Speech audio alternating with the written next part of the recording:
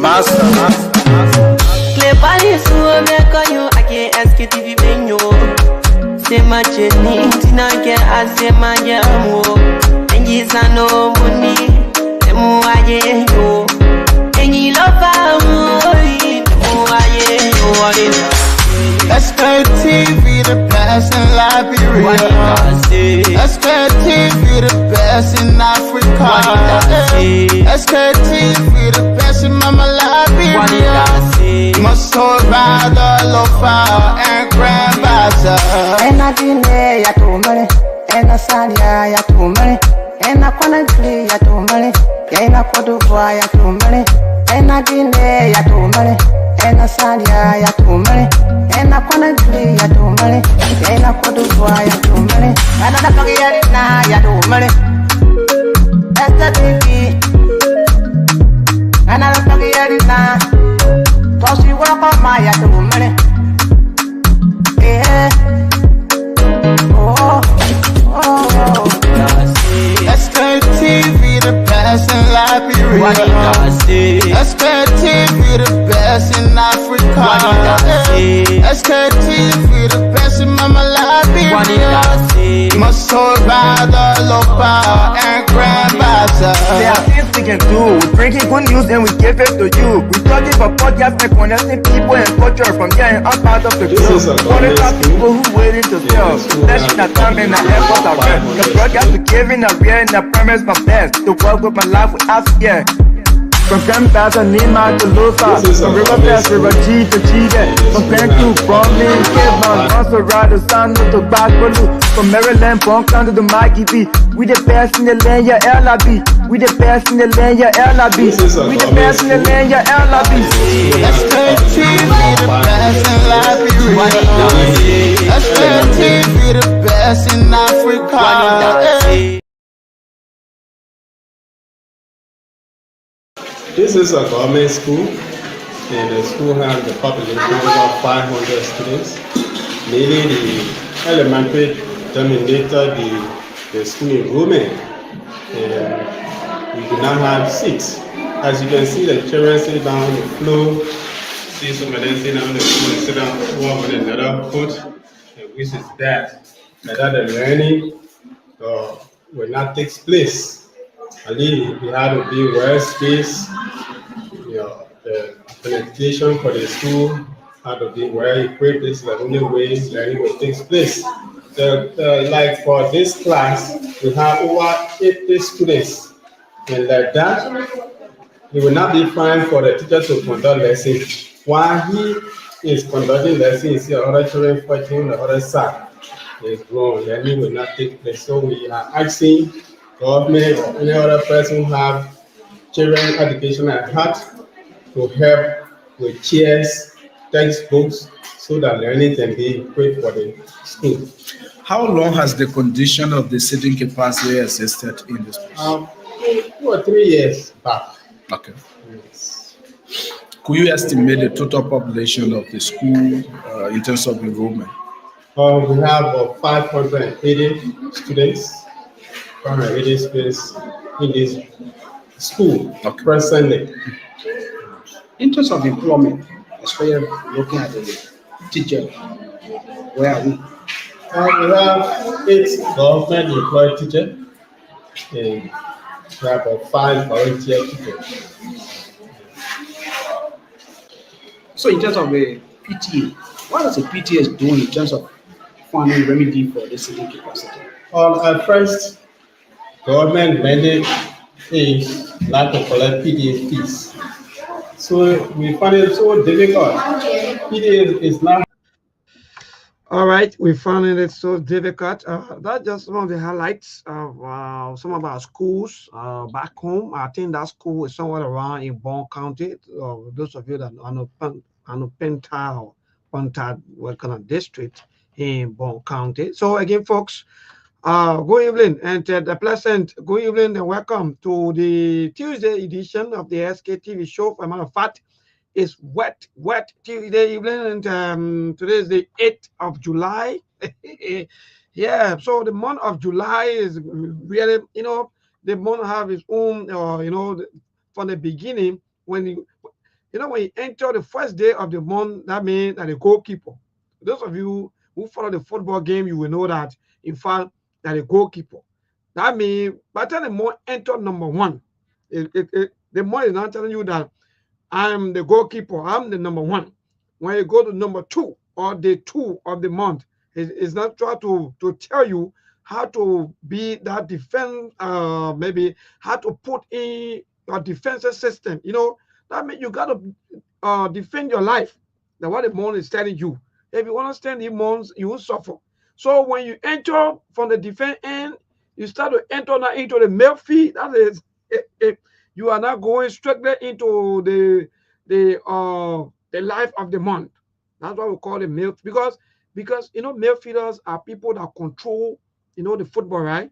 So they control things. So when you enter the 8, the 9, the 10, and all the way to the end of the month, then that means you into the midfield up to the end of the month, then that is striking.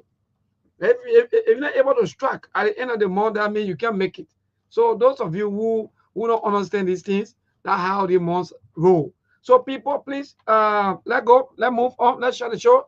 Our team will soon be here with us. Our Monk and that of the rest of the team will be here this evening so that we can discuss wide range of issues, especially on today, like we promised on yesterday, that we're going to go in depth of the entire HPX and the $1.8 billion agreement today. No another topic, even though we'll pass through with other things happening and so forth. But again, today, that'll just be our talking points. And I know all of you two Liberians, you also want to participate, also so that you can understand about some of these things and give your own take on some of the agreements, contracts, and and everything. So again, good evening. Let's share the show, people. Yeah, some people say maybe it's raining out there, and that's true. The rain's falling. It's not easy. The weather is very cold, as you can see. If you see me in my jacket, then you should know that indeed the weather is cold. So again, let me say to all of you, let me recognize few of you. Monk already there in the line. Monk is in the line. Sidiwa Jabo, good evening, my dear brother. Sidiki Traore, good evening. Thank you so much for joining us. Ayesha, Robert Fasulu Jackley, good evening, madam. And Sidi was 1847 years old. Some of the schools, if you see it, you'll be thinking that I think some of the schools supposed to be full at 1822, because instead of some of the school coming at this age and time. So again, folks, so many things to talk about in person today, this morning. Those of us who love, some of us, let me tell you, I will play that Liberia song, the independent, we will play that also. Yeah, let me see. If I make you that some of these songs, the problem there, we play these songs, Facebook and give a hard time too much about all of these things and so forth. But again, let me tell you, this morning we follow one of our sister network, and where we witness two Liberians, young Liberians, giving out, in fact, telling us how to live a better life, telling us what to do as youths of this country, telling us as Liberians how to go about with things. So let me give it out to them, Mantiki and Koli, and that of Winto. Yes, indeed. Thanks to all of you actually for job well done. For me, I'm impressed. I don't have no side. I support better Liberia. I support a peaceful Liberia. I support a unique, Liberia, not the other way around, where we saw some young people beating on other people just because they have political, maybe political face, or maybe cap, or maybe they have t-shirts on during the campaign time. Even led to the death of allegedly one of other political party supporters. That was wrong. That was wrong. You don't beat on people. The best way to beat on people that were mounting and winter day this morning. Those of you who are watching and those of you who are following us via the radio, stop attacking people, insulting people back to back. The best thing you can do is if you are well to do when it comes to intellectual, then you put into for debate. Now, hey, look, then you go out and talk and let's discuss the issues. Anytime you see people insulting, I mean, they have nothing to say. For me, I notice that and I understand that too good. Even if you post, they will come on your post and insult it. I mean, they have nothing to say. They already lost balance. So that's how it look. But again, thanks to Monty and that Winter A Winter, and thanks also to Clive Jackson. That was just magnificent. You know, when we come here, we tell you that some of you are fake here in the name of, oh yeah, we love Liberia. Maybe and I love Liberia. In other Liberia, but nothing you can nothing from the other side that can be looking good to you. Everything about other people is terrible. It's not good. Only you have the good thing about you. That means you love Liberia. No. So that's the mindset of some of us. As long as you are not on the other side, that means you don't love Liberia. Then you hate Liberia. Every time when government come to power, you're not with them. That means you are enemy of the state. Can you imagine? But again, my brother already here, Ali here already, no time to waste. Ali, good evening. Labor, good evening, my brother. How are you? Good evening to our listening audience and followers. This is Ali Masade. Glad to be here this afternoon. How's Mama Liberia?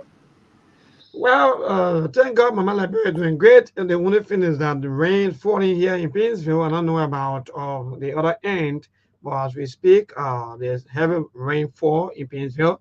And yeah, so far, I think that's the only thing happening at this point. Yeah, but we are good. We are good to go as usual. Yes, indeed, we are good to go. I can see that reading because the kind of jacket I on you, Yeah. yeah. Seriously, my man. Seriously, they really want to put us into a situation that we can't handle. So the best thing to do. Don't allow the rain put you in that situation. Uh, While we here, we crying for heat. I Then you said, over there, you crying for rain. and that's the beauty of life. You see, my brother Ali, you're right. That's look, that's the wonder of God. That's why when things are not found with you today, don't give up. That means the things on the other side. People are enjoying on the other side. Don't worry. Your time will come. But some of us, Ali, we don't even have that kind of you know, patient to wait at least a little bit, and people just rushing with life. But again, we're good. We're good. I don't know your end. I hope all is well. And Monk already here. But are you any other thing maybe passing quickly in social or anything? So far, so good. Said today I go on Facebook and what happening in the country. So far, so good. So I just waiting for you to update us on what's happening. So let me just update you and Monk on the first happening. I think that one maybe going to take maybe about 4 minutes on that. The first happening this morning was at between Winter and that Martin Ken Colley. They are most talk about debate, even though people have their own views. Some of them were saying that I think that was just first interaction. So I think it was really a debate. But again, people are praising them at least for taking the bold steps. At least that's the best way to go as young people instead of the young people we're seeing. That I was just talking about the October 11 or the October 11 election 2023, where we saw young people fighting back to back, hitting on each other, trying, to I don't know, showcase their political strength, or maybe to tell their politicians, or maybe their political godfather how terrible they are. But at least this one now is far different. So people have their own say. Maybe you can chip in, you and Monk, and see as to maybe what's your take on that when it comes to the issue of debate. It's where young people now they are doing this they kind of thing. You want me to go first? Yes, Monk. Yes, you can go. But good evening, Monk, and welcome. Say you want to go first. Let me welcome you first. And welcome to the audience, our audience from the U.S., Liberia, more specifically, and around the world. Today is what? Tuesday?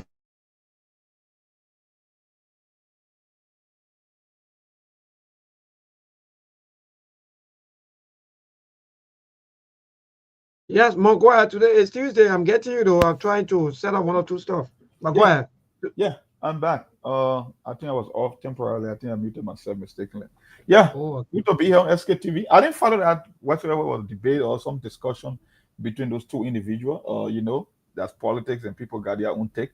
Some people say it was a very good interchange or exchange, and some people say that they never got anything substantive from the argument or from because sometimes when people go to this debate, it's more about showing their intellectual prowess and who knows what. It's not about discussing the issue. So everybody got their own take. I don't know. I didn't follow it. Maybe I will watch segment of it. I don't think I have the time to go through the entire stuff since I didn't watch it live. But I will revisit the OKFM to get my take. Hopefully tomorrow I will wait in for like a few minutes on it. Well, I didn't follow it, just so you know. Great. Thank you. But Ali, what say you?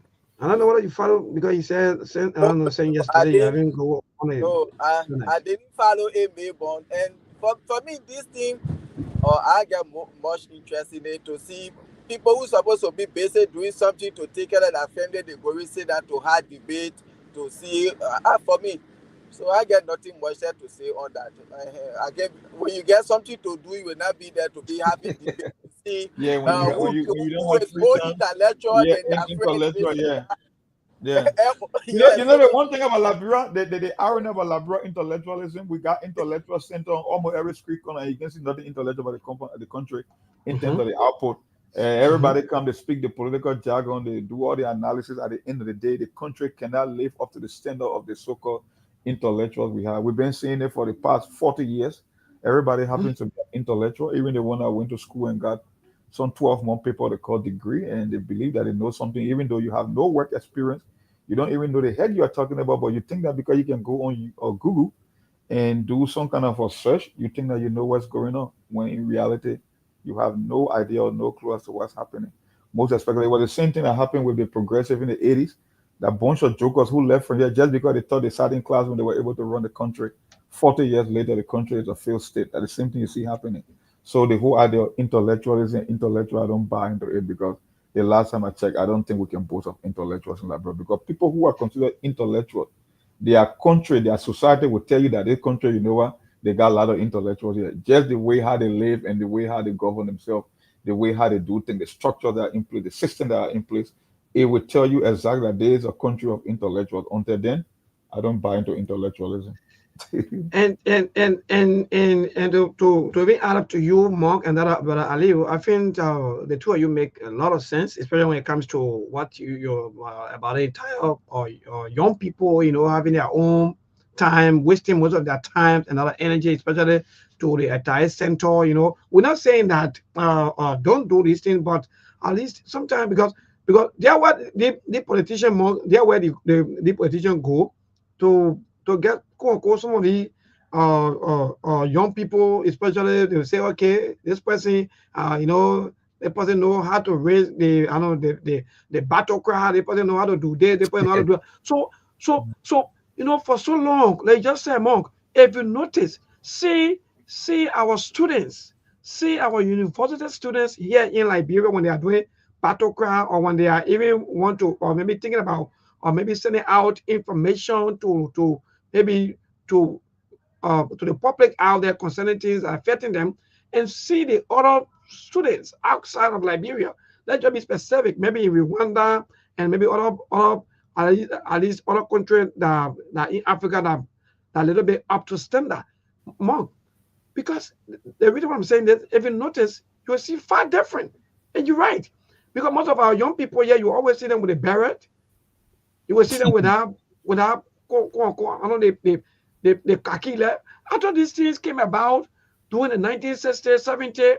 But how come we are saying in the 21st century, where people are not talking about technology, people are not computing with technology, how to control things, and we are still with the kind of khaki, beret stuff. Yeah, the thing is, I think we have created more revolutionaries than intellectuals, even though they claim to be intellectual. Because the last time I checked, when you witness and you see the average college student dress code, it's almost like a rebel that just came from the bush.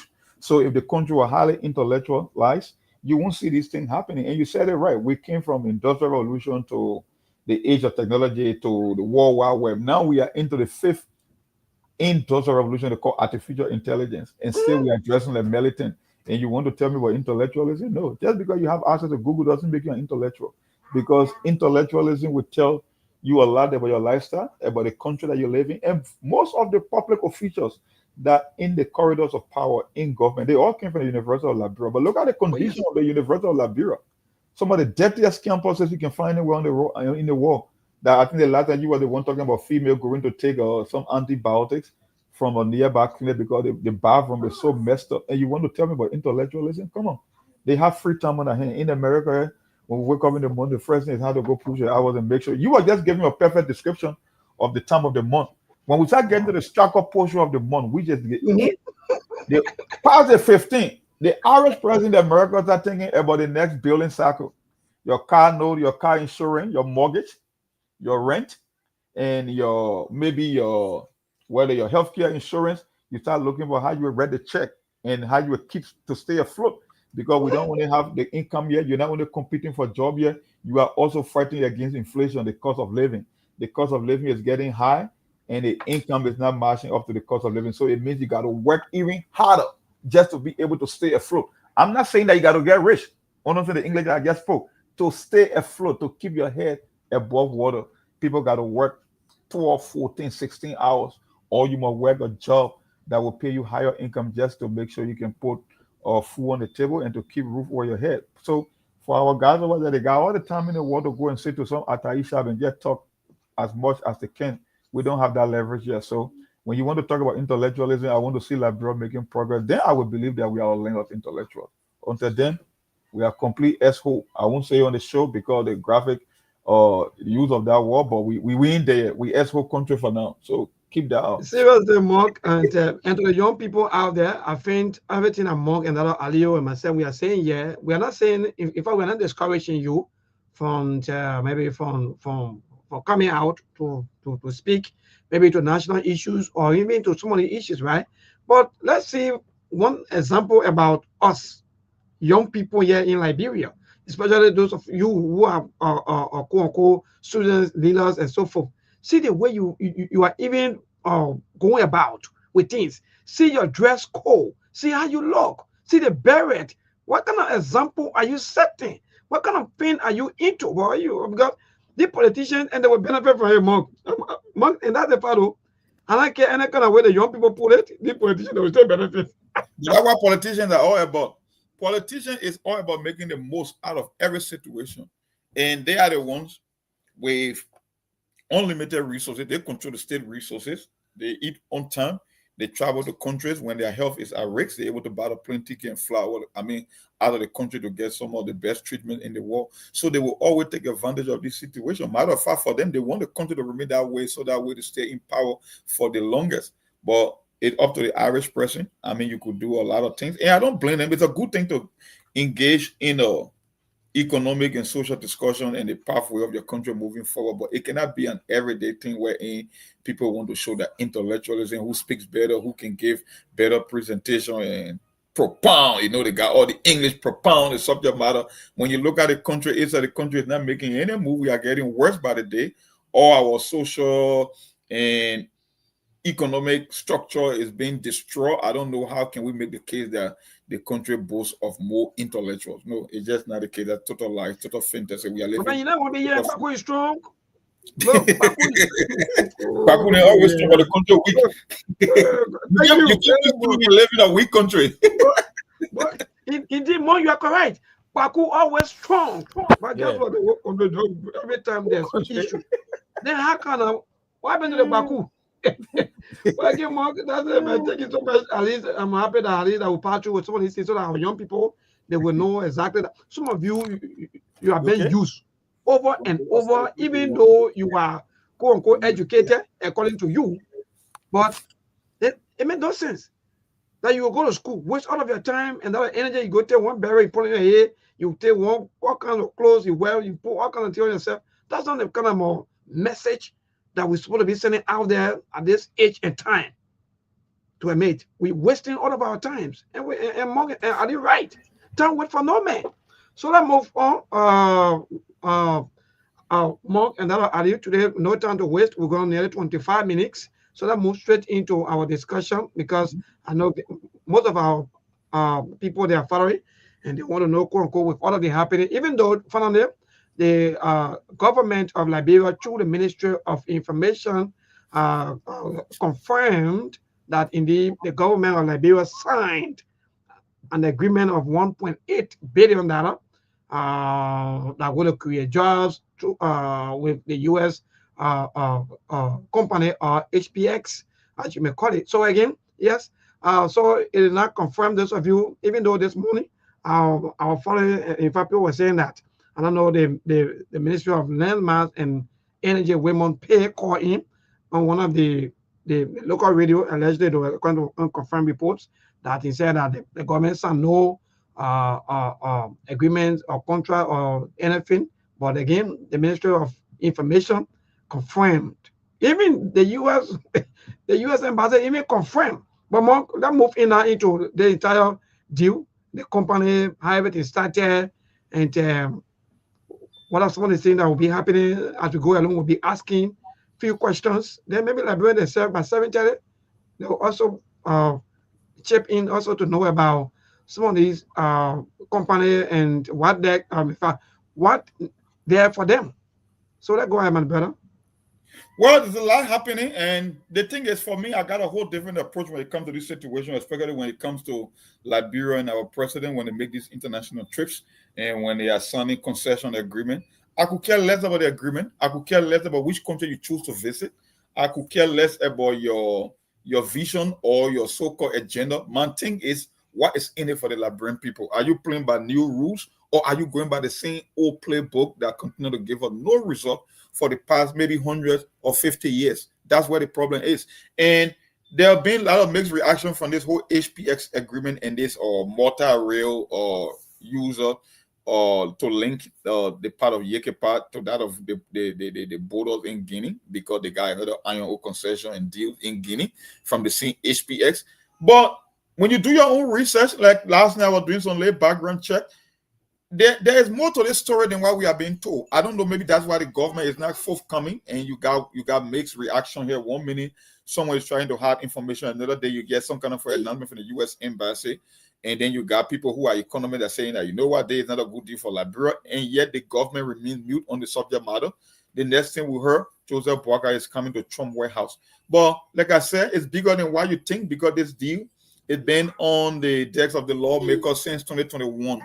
They've been trying to upgrade or to renew the contract. But the question is, why are you renewing, and what is in the contract? We want to know the terms and conditions of the contract. We want to know the incentive there for the Liberian people. We want to know how it will bring about employment, whether it will bring some low-skill manufacturing. These are the things that a guy like me will be interested into. But in the case of the government, they are still tight-lipped. We haven't gotten any major information. We get there, oh, there's a good day for Liberia. But the question is, we've been signing multi-billion-dollar deals for over decades. The question is, can we point to the outcome? Can we say that the country became better because of the deal, the mineral rights that we keep giving out to investors?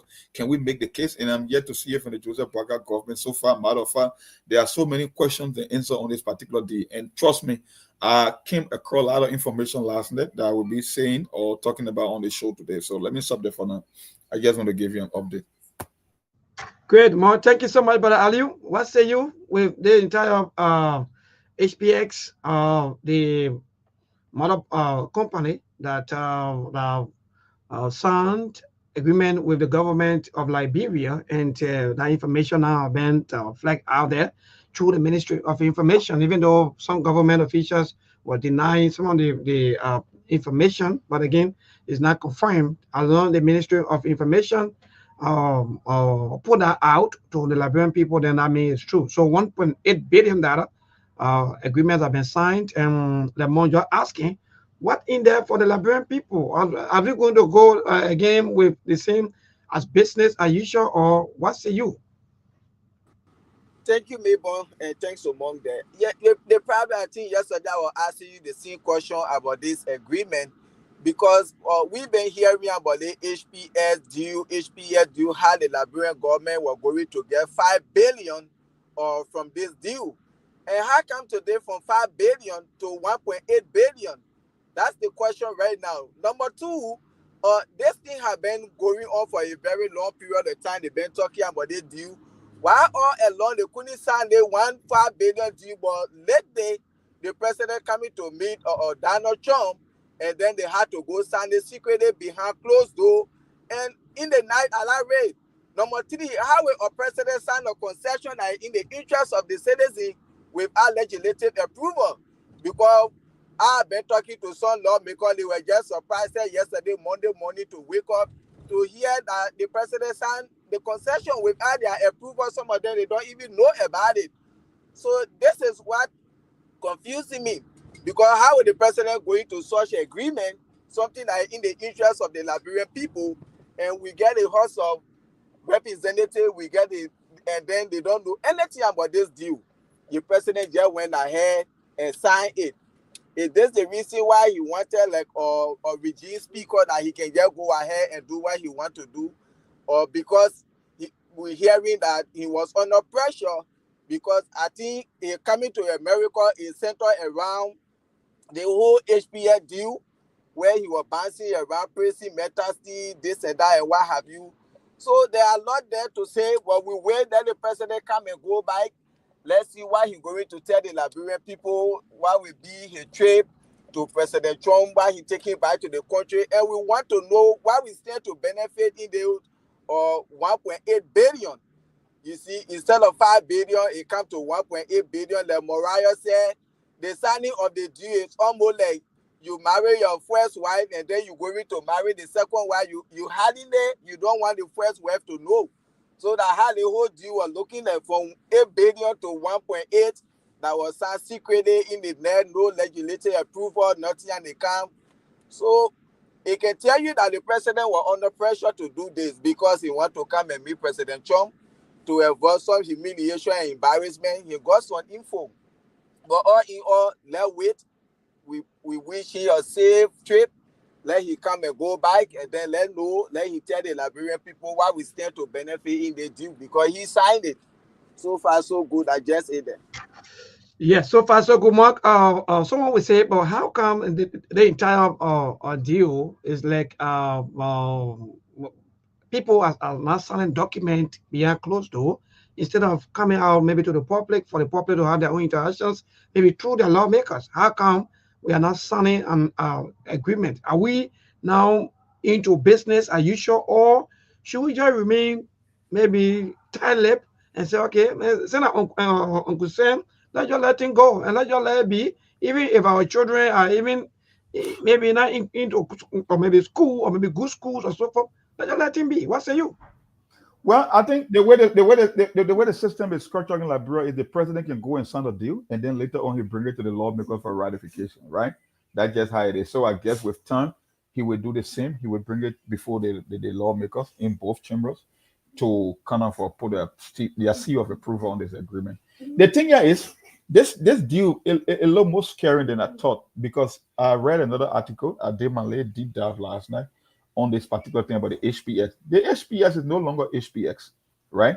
And there was an existing agreement. That's why they've been on the table. Something is happening between two administrations and two major powers in the world, between China and the United States. It's all about the global supply chain.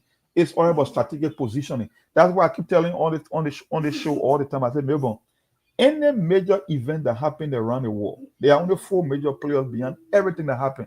That the US, the European Union, Russia, and China. Every major conflict or every major event that happened on this planet, one of those players want to get an upper hand over the other. That's just why it's all about. You know why it's happening to this deal? That's why initially you have 5 billion and now I'm telling you about 1.8 billion. Last night when I did my research on this subject matter, it's about time we come to the realization that they get something called the U.S. strategic interest, and they get it called U.S. strategic partnership, right? Based on the U.S. interest, that's how they can choose their partners. And things can change around the world. The political and geo dynamics, it can change, right, over time. So based on what's happening in the world, the U.S. could choose who to do business with. And people they will consider strategic partner, like countries like Israel, like Jordan, like Kuwait, like Saudi Arabia, like Japan, like South Korea. These are strategic partners. The U.S. wants something from them they can get from anywhere around the world. And there are some countries that they have something called bilateral relationship with, based on the history we got with regular friendship, but almost like you're a transactional partner. You are not a strategic partner. Understand the difference? Strategic partner and transactional partner. Maybe I myself can do business, but we are not strategic. but there are certain people in Marseille that can do business. We go so deep that I cannot do without them, and they cannot do without me. What is happening? Maybe the existing railroad agreement between these two firms, right? The Ivanhoe Atlantic is the same HPX, but they changed their name. Exactly, exactly, Mark. Okay, in December of 2000 or 2024, they changed their name. And under the Biden administration, Biden and Donald Trump got different way to view, how they call it, their foreign policy. The Trump foreign policy is America first. Before I do anything, American companies, American citizens will be put first before anyone in the world. That's the Trump foreign policy. Biden policy, they are a little bit lenient with China. And you know what happened? HPX, the existing railroad agreement that is already in place, it was very simple. When they improved the railroad or the railway, or the arrangement now, the current arrangement with ArcelorMittal, the then ArcelorMittal, is that Labrador gets to own the railway, but ArcelorMittal will carry on the operation. You know what? It means that other corporations that will fall under ArcelorMittal will also have access to that multi-rail user, right? Or how they call it, or some AMD development are going on in that particular region of the country. But Labrador will own that particular infrastructure. It will be for Liberia.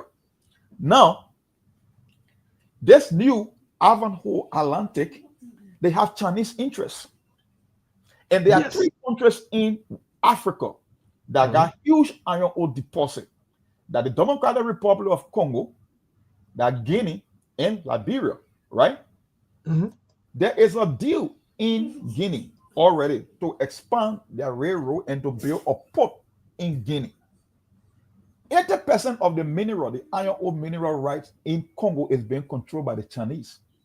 So Marco Rubio, look, politics is sweet when you really know what's going on. Marco Rubio and Ted Cruz, Marco Rubio is now your State Department. He's the one he had the State Department, right?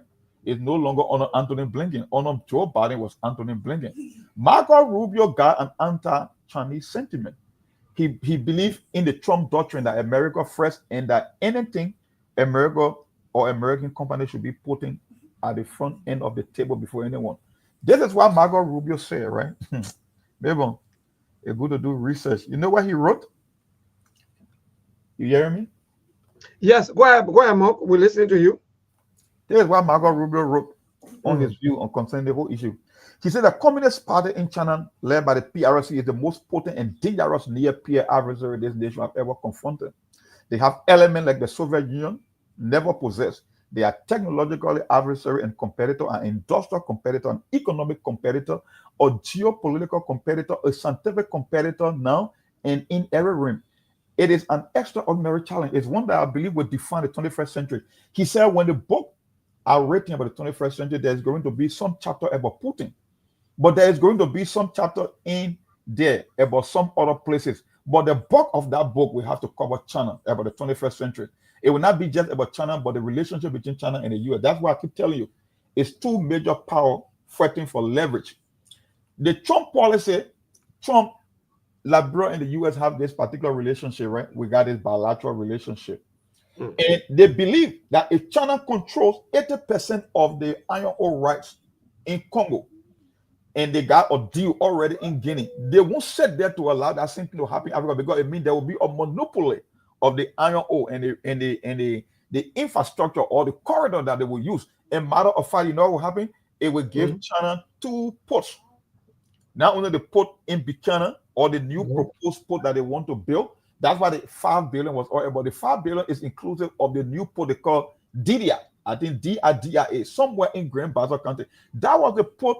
If you can remember, normally Kanga was talking about the whole new national port authority to control all the port. No, it was part of that deal to create another port in Buchanan that will be dedicated purposely to transport high amount of iron ore, right, out of Liberia.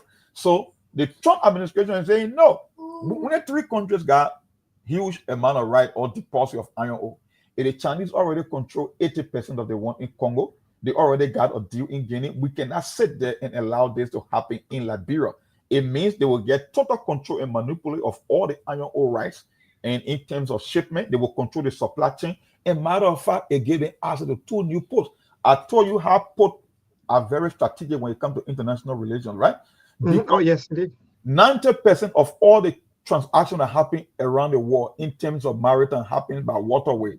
Only a few things come by airplane. You cannot put a Caterpillar machine on airplane.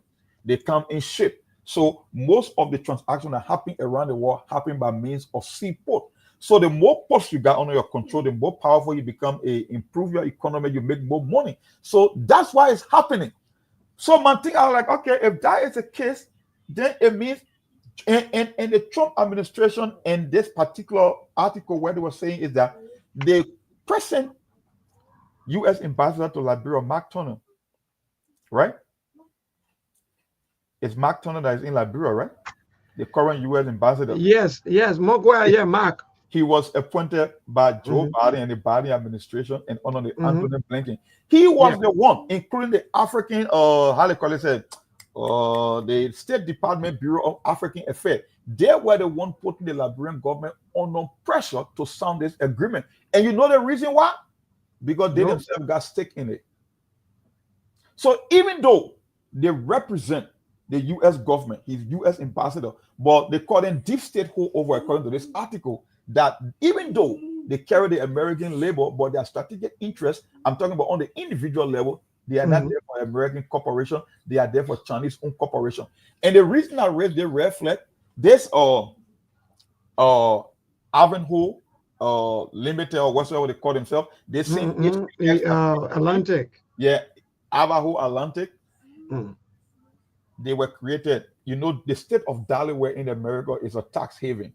You can create a business there, you can get paperwork done quickly, and they can get you a mailbox. Some of these companies, they get their in name only, but it does not even exist. The same people that created SPX are the same people that are coming back because they believe when they come with a new name, they can go and renegotiate the contract. But this time around, all these contracts are pushing Chinese-based interests, not American interests. That's why the administration is having problem with the deal. You getting the logic, Mabel? Yep, I'm getting everything. Even though I will still ask you some few questions, but I go, yes, I'm getting all of the points. This is where the deal stands. The Trump people, they are not in favor of this deal. But guess what? The present U.S. ambassador and the people from the previous Biden administration, they put the Liberian government to push for this deal. That's why I keep saying on the show, and most people can follow as well. When you see this thing coming to the public, it means the mean deals already happening in the background. It's just the ceremonial aspect, just for the camera, just for the photo of what the deal is being done. So the Trump people now, they want to know exactly what's in the deal to see if American interests are being put forward or they are pushing with the previous administration policy. That's why they are coming, because the deal is already in place. So the question you ask yourself, if this deal has already been signed, why would the Trump administration summon Joseph Boakai and 5 other African leaders to come here? Because they want to know the details. And one thing that was revealing about this particular agreement was the fact that 22% of this particular concession agreement, you know, they get a bunch of stakeholders when you establish a corporation. They got people who are considered stakeholders. The Chinese Central Bank owns 22.3% of this particular deal, of this particular company, right? They call the other one, they call it the Xinjiang Mining Group. They own 12% stake. Now, the guy who created this new company they call Robert Freeland, I think you heard it with the HPX deal also. He owns only 12.08% in this deal. And they got other stakeholders, but the vast majority of the holdings is with the Chinese Communist Party. And this is what the Trump administration have issue with. Because the moment the deal goes into play, then it makes China totally control the supply chain when it comes to iron ore and mining in Africa and on the continent of Africa as a whole. That's where the problem is coming from. Great, Mark. Another one can ask a question because thank you so much for bringing this to the public land. That's just so magnificent. Before Ali come in, but Mark, into everything that you just said. So if things goes maybe on the contrary, like for example, that maybe America maybe say no, we are not. Maybe we are not happy with the deal, or maybe with the way things go, then we're going to bear the weight. Should we blame the the Liberian government or even the U.S. embassy or maybe the team of maybe Americans that also maybe co-negotiated for the deal to be signed? Well, maybe I'm in the U.S. I don't hold any anti-U.S. sentiment, right? I'm a product and a beneficiary of the U.S. generosity, what they call American exceptionalism, that people from all around the world come here to improve their life, to find new opportunities. The difference is people are playing by a different set of rules, and it's up to the leader to make that decision. The U.S. is only pushing their interest when it comes to the deal. They want to know the nitty-gritty of the deal. They want to know the terms and conditions of the deal. And they don't want to see this iron ore mining sector directly to China to have a monopoly in Africa. That's what's happening. And with this particular company being set up in a way that the Chinese got majority stake in it, you don't want to get in access to two ports that America fear, that they will control the one in Guinea and the one that is expected to be built in Liberia. And when they have complete domination over the three major mining companies in the whole of Africa, then it means the U.S. will be left in the cold. So my thing here is, that's my prayer for Joseph Boakai and his team. The question is, I know America, foreign or that domestic interest. The question is, President Boakai, can you clearly define our strategic interest? What is that? What I keep telling you, every time our leaders travel, every time they sign a new concession agreement, I'm only interested in what Liberia is getting in the end. Because at the end of the day, resources diminishes over time. And not like we got a kind of a strong technological advanced society wherein we can diversify our economy. The most we depend on our mineral, iron ore, rubber, timber, gold. When these things are depleted, why? Tell me, maybe, why are we going to be living with our children? Tell me, why can we live with them in the future, 20 years from now, 30 years from now? So my thing is, I don't care about who you play ball with. You could choose to play ball with China. You could choose to play ball with America. I only want to know because the U.S. have a clear or national security strategic interest. The question is, what are Liberia's strategic interests when it comes to signing this concession agreement? And that's why you see happening in places like Burkina Faso. Burkina Faso had a relationship with the French for decades and maybe half a century.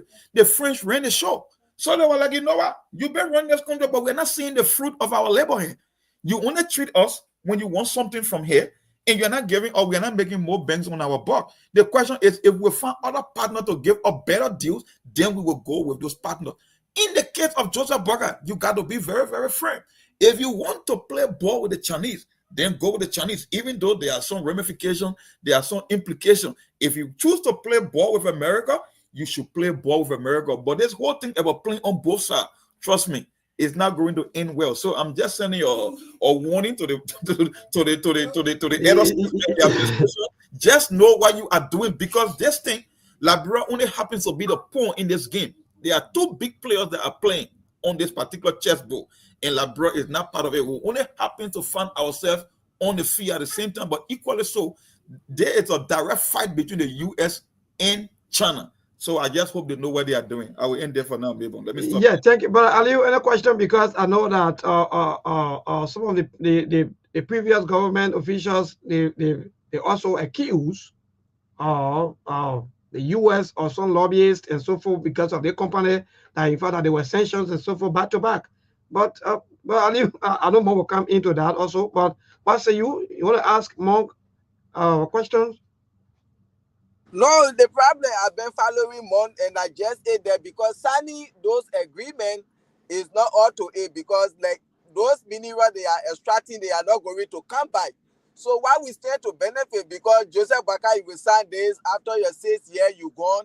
But children to children, generation to generation, when they come and then they meet the agreement have been signed for 20, 25 years, and nothing is there to benefit, and they will be like, okay, we will have to wait. It's almost like the deal today with APN terminal.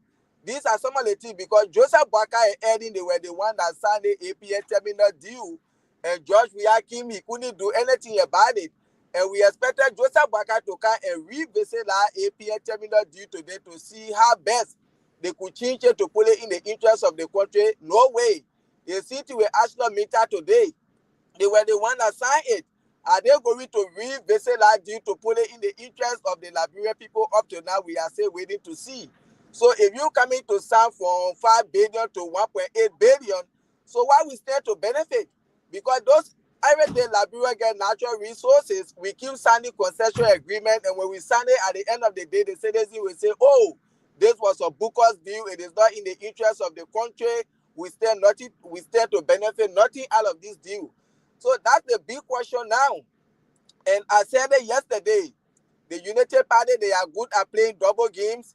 If you think you're going to sign $1.8 billion deal, and then you want to come and play game with America, the consequence is going to be long for we the Liberian people. So they should really know what they are doing out there, because you cannot play a double game with America. So it's not Joseph Boakai one will feed it, the entire country will suffer it. So they should just know what they're doing. Great. So, Mark, let's go back to the issue of some accusations alleged that indeed, just because of the company that some previous government officials alleged, accused, maybe the U.S. or maybe some U.S. citizens that just because of this company they were sanctioned because the way things were played and so forth. Are we also going back to that? Because if this is played out, and and the president go to the U.S. and maybe things not go well, what's going to happen next? Well, it all depends on the president and what he's going to do. Like I said, I don't think he's coming here to renegotiate the deal. The deal's been done. The question is, we don't know the details of the deal. And this particular Ivanhoe Atlantic, like I said, the main problem that raises the red flag is 50% of their shareholders are unknown. Can you imagine that? And they were created in Delaware. Delaware is a tax-haven state in America. It was properly created so that businesses don't pay their fair share of taxes to the U.S. government. You know, they get offshore. You see countries like Mauritius, you see Seychelles, you see the Cayman Islands. You go there, they get a bogus company that was created there because why? They don't pay that much in taxes. Let me tell you something, Mabel. Poor people are the ones that pay taxes on a regular basis. The reason being because we don't make that much money. The richer you become, the harder it is for you to pay tax. Let's just say you open a corporation in America, right? And you run a company that worth excess of 280, like Coca-Cola. Coca-Cola runs an operation worldwide that is $288 billion in terms of their market cap.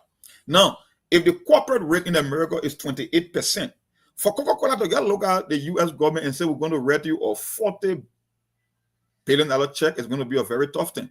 But for a guy like you, if you have to go to work and you may lay $1,500 or $2,000 in a week, like I say $1,500, and the government says, maybe Jack, you're $3, it's easy for you to pay $3. But the question is, will you be willing to pay 28% on a company that worth $288 billion? That's when it becomes tough. So what this corporation will do, they go to countries and go to states where they get a very, very low tax rate. Now, the very same SPX, do you know that they have linked to about their headquarters being in Luxembourg? So my question is, if this company got operation in the US and they all around the world also, why would they want to carry their headquarters in Luxembourg?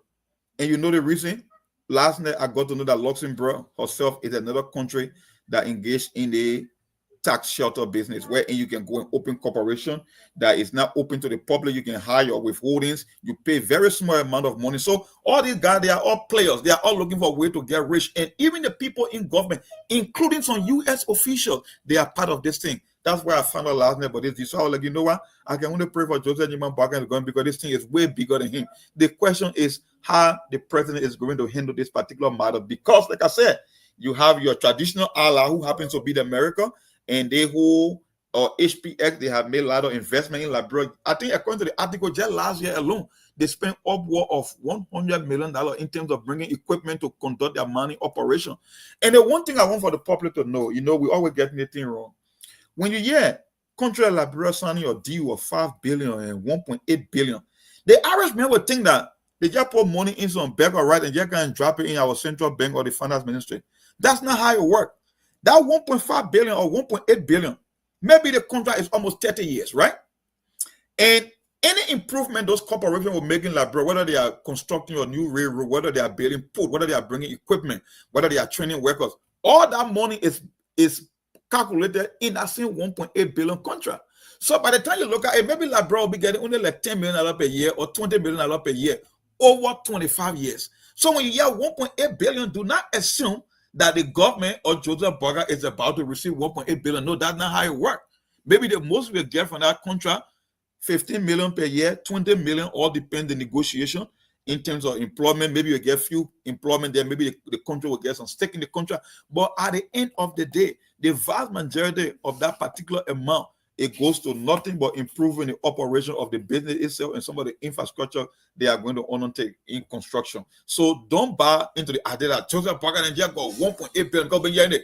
But I'm saying he brought 16 billion in foreign direct investment. But when you go to the country, they won't get us on a wreck, someone in a park club, because I guess how you're looking at, you think that you have the money, but at the end of the day, you are not the one getting that amount. So just so our people know, it's up to the president. So indeed, Mark, to some of you, our people, Mark, just saying that some of the money that need, or maybe the money need that you're hearing, it don't mean that if all that money coming to your one, no. All that money will be used for so many things, even for the company itself. So when you hear the money name, don't be jumping here and there. And again, Mark, let's go back to the job creation. Yeah, just to add on to what Monk said and the question you asked, that's the city. So most Liberians, they are just thinking that, oh, because the president has signed the agreement, so Liberia, they just coming to give 1.8 billion to the country. There are so many people, that's the kind of mindset they have now, that the discussion, oh yeah, the government did well, the government coming to carry on their arrest agenda because they coming to get 1.8 billion. So Monk just broke it down for them. You don't know what percentage the government will be getting yearly. And we shouldn't forget, today Samuel Tue and other people, they are sanctioned. Some of these things were tied to the C or HPS due, that they were giving money to how they see multi-railroads usual permit, and at the end of the day, they didn't get it under the CDC administration. So, my warning, Joseph Bakai, you cannot play double game with America. So just know what happened to the previous administration, those other government officials. So if you try it, your government will be in the same high water. So it's just a warning. You should know what you're doing. Yeah. So let's go back to because more just make everything easy, and I think these are things that the government of Liberia through the Ministry of Information should be doing, because mind you, but the Ministry of Information stated that in fact job creation, Liberia will get job, because mind you, these are ways that they make our people confused. Yeah, they had to fool the average person. See what they will come and say it's a job creation. Oh yes. At the end of the day, Liberian now, they can't even see the job and they start to protest. In fact, they're looking for the job and they can't see the job. So you got to come out as government and tell your people the truth. That yes, in these agreements, we have this amount and this is how we're going to get it, whatever. Maybe after every 1 year or maybe after every 5 years, let your people know. Because if you don't do, they will be hoping that yes, job is coming. I just said 16 billion. I told someone. Yeah. I said, man, every time 16 billion today. See, like people today. Can you like see? 16 billion country. Yeah. Look at that country and say 16 billion came to that country, because that's not how it works. 16 billion look at the country. So what do you think we get from 1.8 from 1.8 billion? Yeah. 16 billion. Look at 16 billion country. Some of you. Look, that's why I hear some people talking and say, you don't even know what you're saying. If you do your own research, they just say more. You're right. 16 billion. You know the reason why we don't see the impact we don't see the economic impact or really feel it when the concession comes to Liberia. When you come to this country, you will learn a lot. That's why I can be surprised when people come to this country and they can grab these little things. Melbourne, when you want to create job, the job is created or are created in the factories. When you come to this country, there are only a few people that work in government. I mean, you got more than 150 million. Oh, I think Melbourne is off, right? Something is not right. Ali, you there? Yes, Melbourne gone off. Maybe they get some electrical issue again. You know, whenever they go on that like electrical problem. Okay. So yeah, like I was saying, Ali, you must live in this country. The vast majority of the people, 98% of the entire working force or workforce in this country work in the private sector. Only less than 1 or 2% work in the government, right? And most of these jobs, they are all created in factories. When you look around, look in your own house or in your apartment, 90% of what you use was built in the factory. Your shoes, your television, your computer set, your computer desk, even the clothes that you wear, your underwear, it was stitched in the factory, right? In Africa, we always keep selling this raw material. And raw material will not create a lot of jobs. That's why the people prefer bringing the raw material here, because they know they will open your steel mill. They will open. You can make a lot of things from steel, iron, whether that is highway construction, whether skyscraper, all the things come from steel. We don't process things in Africa. So at the end of the day, no matter how big of a country they sign, only a few people. But guess what? Will get employed. The question is, the few people that will be employed by the corporations and companies, it won't be enough to have a major impact on the overall economy. That's why we are lacking jobs in Africa. But guess what? They bring that same raw material here. They open 25 different factories. Look at like, or how they call it, and they whole HPX, they operated in Alabama. They were in Texas, and I think they were in somewhere in, I think which other state? The three major states they run the operation, if I'm not mistaken. It was Texas, it was Alabama, and one other state. That's where the vast majority of the jobs are created. So at the end of the day, they will always be the one to benefit, because what? They're not only selling the raw material, but they are creating jobs in the process. You get a big corporation like Meta Steel or ArcelorMittal, they come to Liberia, okay, yeah, they hire 300 people or 400 persons. The question is, yeah, that's not a bad thing. But the question is, why can 400 individual employment have on the overall economy? Not too many jobs are being created.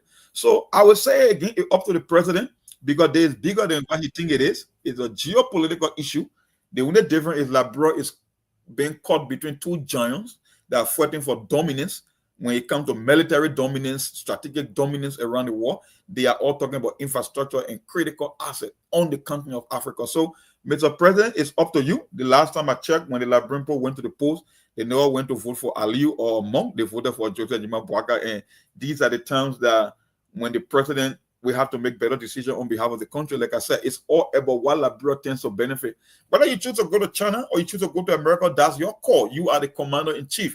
You are the one that set the agenda for the country. My thing here is, if you can just put in place certain measures that the average person or Liberia will benefit from the most, whether it's them about infrastructure, whether it's social development funds, whether it's about job employment or employees training, that would be a good thing for Liberia. But the thing here is, when we are signing this deal, we should always get a better hand too, because we are strategic in certain point. Because the question is, when you go, the thing about negotiation, when you go to a negotiating table, there are two things. You're looking at leverage, and you want to negotiate from a position of strength. So if the U.S. doesn't want China to have a monopoly over the mining rights when it comes to iron ore in Africa, then it makes Liberia to be having more leverage, because then it means you cannot do without me, because you want one of our posts, China cannot have two, you want the other one. So I think a person in a position to negotiate better deals on behalf of Liberia. Yes, so that's the time now you will tell them this is the bait. This is why I want to. Yes, the higher bidder with you able to take the bait and you are with D-Way. You see, that's the problem. You see. So that's what we're saying at. It's up to the president. It's bigger. But the question is, I will say again, Mr. President, if you can put our interest first, if we can get better things out of this deal, then that's all we want. If you want, you can go to China. I know we got a relationship with America. And if you can remember, one time we had this discussion on the show concerning the July 26th orator, or how they call it, the Pele, Rupture Pele, right? Yeah, she gave a good speech. The only problem I had with that speech was she was shifting blame on other people. It's up to you. It's your choice. That's why people like Burkina Faso, Mali, and Niger, and Chad, and other countries are doing now. Yes, we've been doing business with you. For me, I will always put American interest first. I believe in the American philosophy. They are a democracy. Yes, they are not the most perfect country in the world. They got their own weaknesses, but they have done more good than harm. The question is, we want to be a partner. We want to do business with you, but equally so, let us get some good bargainings too, that our country can get something better out of this thing. Because for too long, we've been signing this agreement. Can you imagine since the inception of the country, from the Firestone Day, 1924, 1926, and you cannot see something better coming out of this country in terms of job, in terms of infrastructure development, in terms of road network. The question is, then we are the victim. We are not getting the most out of our resources. So the question is, if we can negotiate better deal, trust me, we all will clap for the U.S., we all can clap for any other partner, but at the end of the day, put the Liberian people interest first. Because for the U.S., they are very, very clear on the strategic interest. They know what they want. Every negotiation they enter into, they know exactly what they want. President Bwaka, can you tell the Liberian people or tell us what you really want at the end of the day? That's where the problem is. If we can address that, then we are in good shape. Ali, yeah, like you said, Monk, now they will be taking that iron ore from Liberia, and maybe only 500 people will get employed. But when they bring it here, millions of people going to benefit from it because they will employ them, they pay them. So where you taking the resources from? The unemployment rate there is very, very low. And where you see, I can't really understand. So these are some of the things. Let's see. When you sign the agreement there, you have to sign it in the interest of the country. Because these people, when they bring in that iron ore here, one of those factories, they will be employing up to 200,000 to 300,000 people. But now where they taking it from, you only get about 200 to 300 people that being employed. So at the end of the day, we will suffer and the people get rich and richer. So everything had to be in the interest of the country and the citizen. So we wait to see what we're going to get. Maybe at the end of the day, they will be able to tell us, oh yeah, the $8 billion, $1.8 billion. This is what Liberia sent to benefit every year. This is the percentage that will come to the country. You see, but it is what it is. We wait to see. Let the president come. Let's see what they're going to discuss and why he's taking back to the Liberian people. Yeah. For me, at this stage, Ali, the only thing I really want to see if the government is going to be transparent. I know it's a process. I just want to read some of the terms and conditions of this deal, some of the clauses in this deal in terms of what the Liberian people own in the stake and how much would be for the corporations and the stakeholder or the companies. Maybe over time we'll get to know, but the way how the deal is going, I'm not too optimistic about that because the government says it's not even bullish about her own transaction. And just by telling us that the deal has already been signed before the president hopped on the plane to come to the Trump White House as to where they want to achieve, I don't know. But over time, maybe we'll get to know. We'll give the president the benefit of the doubt. That's why they call him Mr. Wisdom. That's why they claim that he had a more experience, because this is where experience comes. Because I know when you're entering into the Trump White House that got their own foreign policy, that know exactly what they want, that want to put their country interest first, I just hope Joseph Boakai is going to put our country interest there too. That's what I'm saying. For me, when corporations and countries get into a deal, I know corporations are in it for profit. Especially for the US, they want to expand their economy, they want more leverage. But the question is, in the case of Liberia, we just want more too. We want a mutual benefit. That the one in Liberia they call you eat, I eat. And I leave that what people. Yeah, you eat, I eat. Yeah. I don't have problem when you take all my resources. You want to establish your corporation. The only thing there is, my man, when you're taking $8, let me carry at least $4 too. But I can't be taking $1 or pennies while you walking away with $10. That's what happened in Niger with the uranium. Okay, you go to France. Typical example. I'm just giving you as an instant. You go to France. Niger is a French colony. Okay, you enter this country. You take that uranium, right? And you carry it to Europe, and they call France the light city of the world, right? Paris, right? The city of light. 65% of your energy comes from nuclear power plant. But where you are taking, and you need uranium to fuel a power plant for energy. But Niger, that owns the uranium, the entire country is dark. How do you call that an agreement? In the name of fairness, and there's not politics, just in the name of fairness. Can you say that's a deal, Aliu? That's not a deal. That's not a deal. The country you are taking the uranium from, you even giving it electricity, but you take all the uranium and carry it to France. That everywhere is electrified in France. That they got more energy usage, or they got more lights in the city of Paris than any other capital in Europe. Is that what you want for your country? So, Mr. President, I will say again, we are still watching. We're waiting for our lawmakers to chime in terms of ratifying this particular agreement, if there will be the process, if the process will happen. But we just hope that you can negotiate better, because you are dealing with a skilled negotiator or businessman of all people. You got to know what you are bringing to the table. And if you can get better deal for Liberia, trust me, we'll be on Sktv to blow your trumpet if we believe that it will benefit the country in so many ways. But the whole thing that, when they put out the press releases, there will be employment opportunity. The question is, this not something new. These people have been operating the country for almost 20 years plus, right? They are not new. And matter of fact, people already work with them. The question is, how many new employees are you going to add to the existing workforce, and what the country is going to benefit? And one thing people fail to realize in Liberia, when they talk about resources, people believe that resources just never come to an end, that it's just there forever. No, it diminishes. And that's why they fail to realize. They fail to realize that. That's why our country will continue to be like that. Because look at doing Minor River Days. All this, but today, why you can see that nothing. Look at bombing there campaign. now to be struggling. You see, nothing. So they should know that the resources they are taking there is not coming by. That's why when you sign your deal, it should be a deal that's going to be in the interest of the people. Where they're taking the mineral for, or the employment rate the unemployment rate is very high, and where they bring in the air, the unemployment rate is going low. And it's supposed to be like that. And Let me tell you something, Ali. Let me tell you something. When you are picking, when you are growing up, when you are a young kid, right? They people can say your eye open, but you cannot see. Or before the war, I spent portion of my life in bombing country. You know, when we're cheering, going to school in Liberia, there in bombing, they say bombing get blue water. So mountain growing up, well, their blue water will be something like natural spring water that is blue. And you know, they get some of these rare or geographical features around the world where you can see two rivers with different color meeting. That's why I thought that was something natural. But when LMC, the Liberian mining company, left bombing, when you go to these mountains, they use chemical to blast the mountain. They go deep into those mountains to dig the iron ore, right? So the chemical that they use, that's what polluted the river or creeks near those mountains. That's what turned the water blue. So I said, oh, so the blue water growing up, I thought they were all natural water, not knowing that the waste from this mountain, the chemical that been used over the years, that's what turned the water blue. I said, oh, so well out. I mean, because that was my whole expectation. So the thing I'm literally saying that the whole idea that you have resources, oh, the country rich, but you can see nothing. No, resources diminishes over time.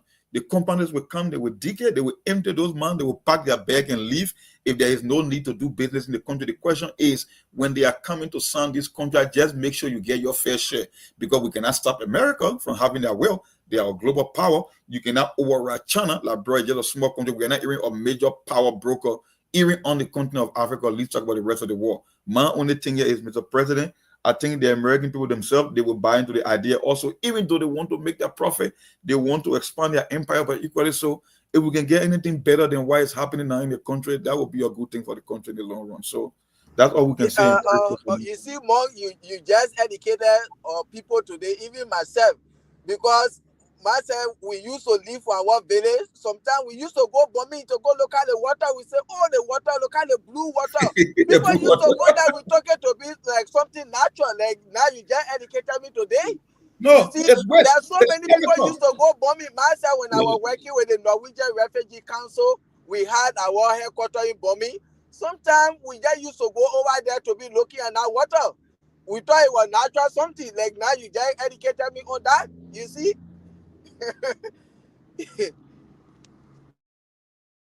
Called me yesterday. He said, "But how come the whole HPX deal it came from 5 billion and now it's 1.8 billion?" I said, because there are so many moving parts to it. They want to give full access to the railroad. They want to extend the corridor down to Guinea and be able to ship iron ore to Buchanan or the port of Basel or the new proposed port they call Dibia or whatever name they call it. The question is, when the Chinese are coming to the table, trust me, because they know they don't have that long-term relationship, they will put more money on the table because they want to outdo America. That's just why it is. And China don't have the leverage of debt, because I want thing I can keep a hostage in this deal. And we keep talking to things people don't understand. Look, the major players, they got leverage. They keep telling you, oh, we're giving you aid, we're giving you loan, we're giving you grant. All these things, they are counting it against you. Take, for example, when a company from America leaves from here and go to do business in Liberia, right? They got to pay taxes to the U.S. government. Okay.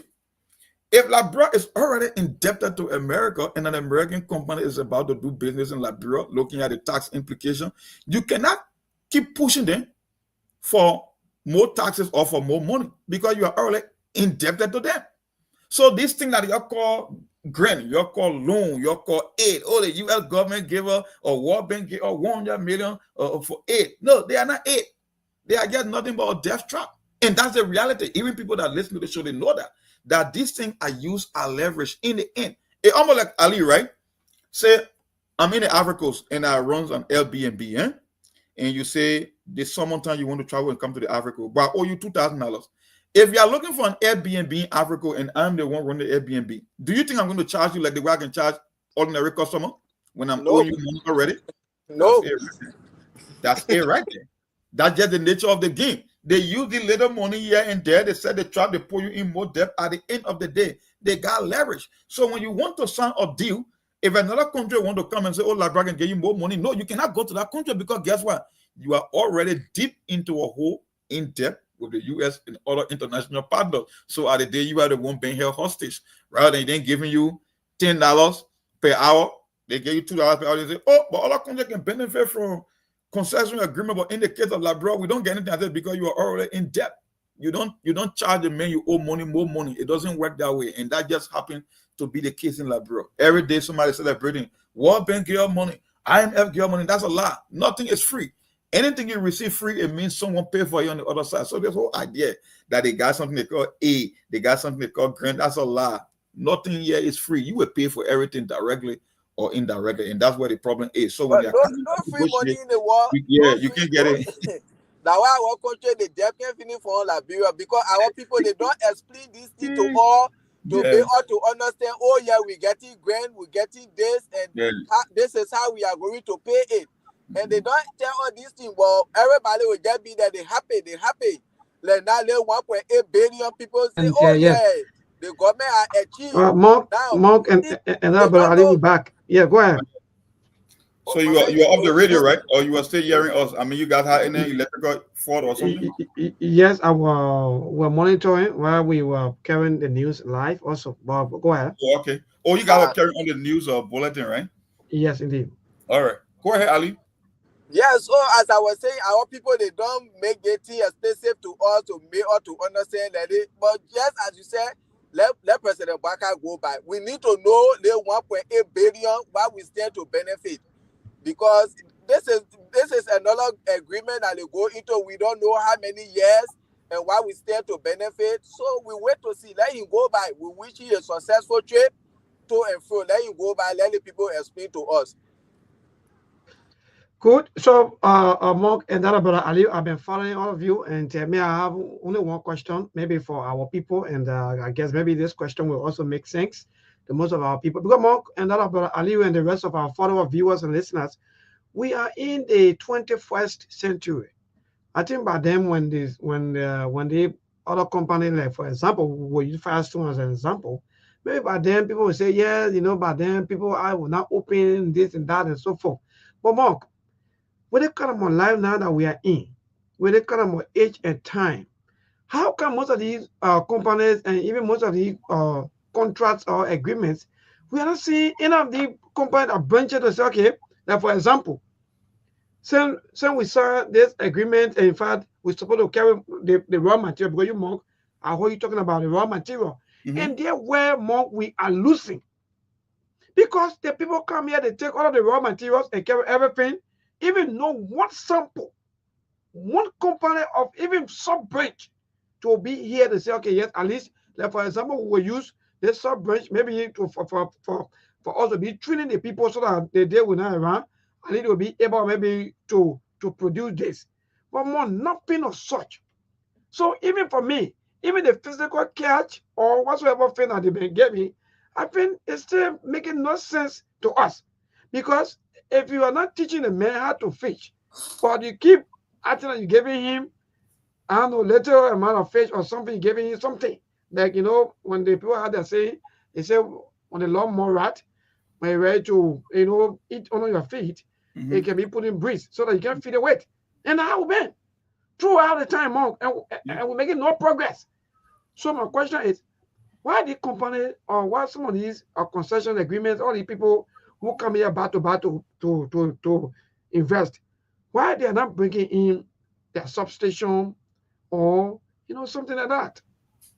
Well, there are so many ways to interpret it. Whenever a corporation or a company come into a country, right, the first thing they look for is to make the most profit. That's just why it's all about profit maximization. That's the number one goal of any business. So when it comes to a third world country wherein you got weaker laws, you got corrupt leaders, you got corrupt lawmakers, the first thing they calculate is the operating cost. If it will cost them less, that's where they will bring their business, because they know they will get the product for cheap, right? And when you get something for cheap, it means you will make more profit on it. So they don't want to go in countries or maybe in any other society wherein they got higher standard, where they got the kind of a regulation, where the government will put pressure. Like I said, the debt is one of the many ways they can catch us, like in the case of Liberia, because we love free things. We believe that man can fall from heaven, that a country will get look at you and give you 100 million free, which is a lie. Nothing on this planet is free. That's why I don't believe in anything they call the free lunch. If you receive something free, it means someone pay for it on the other end. It just wasn't you, but somebody pay for it. That's just how life is. So you cannot make better concession agreement because you are already in debt. Matter of fact, your system is broken. You are corrupt. When these corporations come, they pay little or nothing. I think you heard the story that a Nigerian guy that oil block for 200,000, flip it for almost $20 million because indeed corrupt country. So people will take advantage. So when people say, "Oh, America, they've been using," I said, "No, America ain't been using you. America took advantage of useless people that run your country. And these are corporations. It's not like the American government. These are companies. These are corporations. Even though they bear the American flag, they were created in America, but America will always put her interest, her strategic interest first. The question is, you are the one that never put your interest first. And the one excuse they will come up with, "Oh, you know the history. When President Tubman tried to break away from the U.S., he was assassinated, and the American government had a role to play in it. So all our leaders, they are afraid, Charles Taylor go to prison." I say, okay, maybe there is some element of truth to that argument, but equally so, there are other countries that are standing up. Can we make the case with Rwanda? There are American corporations in Rwanda, right? Rwanda fought war. So when you tell me that if the Rwandans say we want a better deal, the American government just go and go kill Porky coming, these are just excuses you keep making for yourself to corrupt the people because it's not the reality. I understand when you go to the table, look, I will always push America into it. We all in America, we do better. America gave us a chance. We're able to help our country directly, economically. We help our family back there. The question is, when America come to the table, you two come with your list to the table too and see how you can negotiate. Because that's all about negotiation. You're not going to win. You are just trying to give something in exchange for what you want. That's why negotiation is all about. America wants something from you. You want something from them. So why you cannot make certain or demand and be like, you know what? We don't have job in this country. Maybe you can open some little small factory here, or maybe in 2 different counties with your operation. Let's start making some steel rods in Liberia too, because I want a major product from iron ore. Maybe when we start making steel rods, we can build more houses, we can build more roads, because the highway, the road you drive on in America, all the overpasses, they come and from the steel rod, they will even be cheap. Yeah. You everything, they take the raw material from here. Yeah. They take the raw material from here and they bring back the same raw material to us and can sell into finished goods. Look, let me tell you something. I think Steve was on the show the last time we were making this comparison between Ghana, right, and Macron, where they were arguing about cocoa and coffee. So the Ghanaian president came out, or Nana Akufo-Addo, he came out with the idea that he asked Macron, he said, Singapore, South Korea, Ghana, they got their independence around the same time. And we had the same size in terms of the economy. Or Ghana or GDP and Singapore were on equal par when they was first when they first gained their independence. So he said, why is it that Singapore and South Korea sits at the top of the world order and Ghana is still struggling? Why change? Because of industrialization. So he said there will be one factory for every congressional district in Ghana. Can you imagine that? It means in Liberia, if you were to do the same thing, we're having 73 congressional districts. If you bring 73 factories in Liberia and you put one in each district, do you know the kind of economic impact it can have in the country? Because it's just so simple. Yeah. No, that's the point right there. That's just my thinking.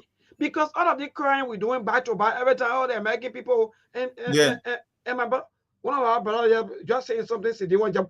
Just read a comment and say, and you find you right. The same government officials, quote unquote, those lawyers who are lawyers, those people who are even into some of the positions. Some of them are even serving as lawyers for the companies that are even mistreating Liberians.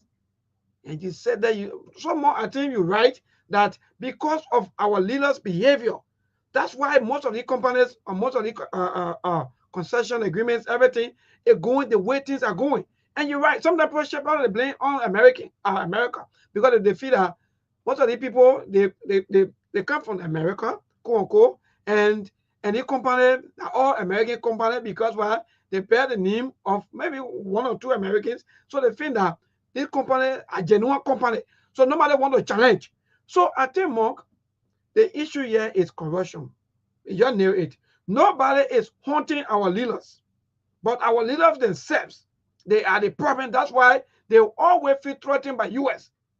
Hey, America, if you don't want to be part of it, as soon as you stop corruption, you and America, Or whether you like it, because, like for example, Mark, why would you want to even threaten me about concession agreement before I even sign? Like for example, because I won't go to the States, or maybe because I want either out with the other person, or maybe I won't talk about it. No, the only good thing I can do for my people is stop corruption and do the right thing for my people. That's just just get one clear example. Yeah, I think see that one Jabo is the one taking all the show because all the points you are making are legitimate point. The US will not do for you what you cannot do for yourself. They are business partner. If they believe that they can make profit for little or nothing, they will take the deal. If you come to the table with your own game plan and you want the most for your people, I don't think that's something the US government will oppose. Even if you cannot get everything, you will get something better in return. But the question is, how far are you willing to push your envelope for your people? That's what happened in Burkina Faso. That's what happened in Niger. That's what happened in Mali. These guys are pushing the envelope. They're saying that we are not doing business as usual. If you give me something better, and that's just why it is. You got conflict of interest, you got broken system, you got corrupt lawmakers who just want envelope. They cannot do background check on the corporation. They don't know who runs the constitution. They don't know the stakeholder. All they want just little few $1,000s, and some of them even serving as lawyers on this company board. Can you imagine? You are setting lawmakers in the government and representing and they get shares. Most of them, in fact, most of them, in fact, they even have shares in the company. Oh, man, we'll give you 2%, we'll give you 5%, we'll give you the other. So just because of that, you will kill your own people. Then you want for America to talk. For me, even America, like if I will get zero, because we'll get zero. Nothing I'm gonna get for all these things. Because at the end of the day, our corrupt leaders, they will come out and be pretending, hey, America doing the one. So with Nala, Rwanda is just clear example of what you just stated, Monk, about doing better for your country. How can America not target him or Rwanda president? And the men banned them out. How about Ghana, who just recently rejected the idea of U.S. establishing a military base in their country? Why didn't go kill the Ghanaian president? No, because your country has your own interest. You are the one, because you are so corrupt, because you are nothing but criminals. You are the one that will keep looking for every excuse in the book. The difference when the Toba time has been almost 45 years. That was Cold War politics. The Cold War politics is not applicable to when it comes to Liberia. So some of the move that President Toba made, you cannot say the same thing applies today. Okay, yeah, they are part of history, but no two situations are the same. There are people who are legitimately pushing their country's interest, and U.S. too will have to make some concessions. Even though we support the U.S., they ban our traditional ally, but when it comes to the business and benefiting you, the U.S. always claim, we want to expand economic prosperity for Africa. So it won't be a bad thing to push them to the limit too, because that's what they call agreement and concession. You scratch my back, and I scratch your back. But in your case, you don't only give your back, you give your butt for them to scratch the whole thing, and then you blame the U.S. government and want to create lies that you are being intimidated, that you are being forced to sign concession agreement. No. In the war of business, if I can conduct operation for pennies on a dollar, that's exactly what I'm going to do, because my number one objective is to make profit. The U.S. has a clear geopolitical strategy, and they know exactly what they want. The question is, you don't know what you want. That's why you never get a better deal when it comes to concession agreement. And that's the problem. But Ali, what say you before we go to the line by 70, at least to interact with our people? Yeah, Mayborn, we just see the city. That's it then. Like you were talking about, for a company coming in and taking the resources, and they taking it out of the country instead of them opening factories. There's no substitution, I think the previous administration, I remember they signed an executive order that you can't just come and take all of our natural resources out of the country. At least open factories and things so that Liberia can know the rubber you carry this iron ore, what you are going to do with it. That alone will help to increase the unemployment rate in the country. They didn't stop you for taking it, but at least open factory. For example, like some of these things, they will say, yes, when you bring a company to Liberia, only bring experts on work that Liberians cannot do. But today, it's not happening. You see, they're bringing experts into the country. Liberians are the ones that even training them on the job, and then they are making thousands of dollars. You see, so these are some of the things that something we, the Liberians, we continue to cry unemployment rate, because we sit there, the people take our natural resources. Lemon just said it. You will bring the company, you pay Liberia, you employ 400 Liberians. When you take it to your country, you open factories and employ up to 5,000 to 10,000 people. You see, instead of employing 10 to 5,000 people, where you taking it from? No, you carry it to your country and you employ 5 to 10,000 people to carry your unemployment rate down. And where you taking it from? The unemployment rate is very high there. So all of these things had to do with our lawmaker when they signing some of these agreements. These are things you have to bring to the They don't table. even care. You see, but they doesn't care. All because while everybody getting their envelope, some of them, as you guys just said, they serving as lawyers to some of these companies. So some of them, they are getting percentage. When are we going to get lawmakers that will be in the interest of the country and the citizen? That's not going to be something anytime soon. You see, we keep electing the old people over and over, and we think we are going to get a better country. That's not something that's going to happen right now, because we will say that way, how long? 2029. 2029 again, you bring another batch of people, the same thing continue. So everybody want to get in the governmental sector to enrich themselves. They are not there in the interest of the country, neither the citizen, but themselves. It is only our lawmaker that can put this thing into their concession agreement when they go to sign deal.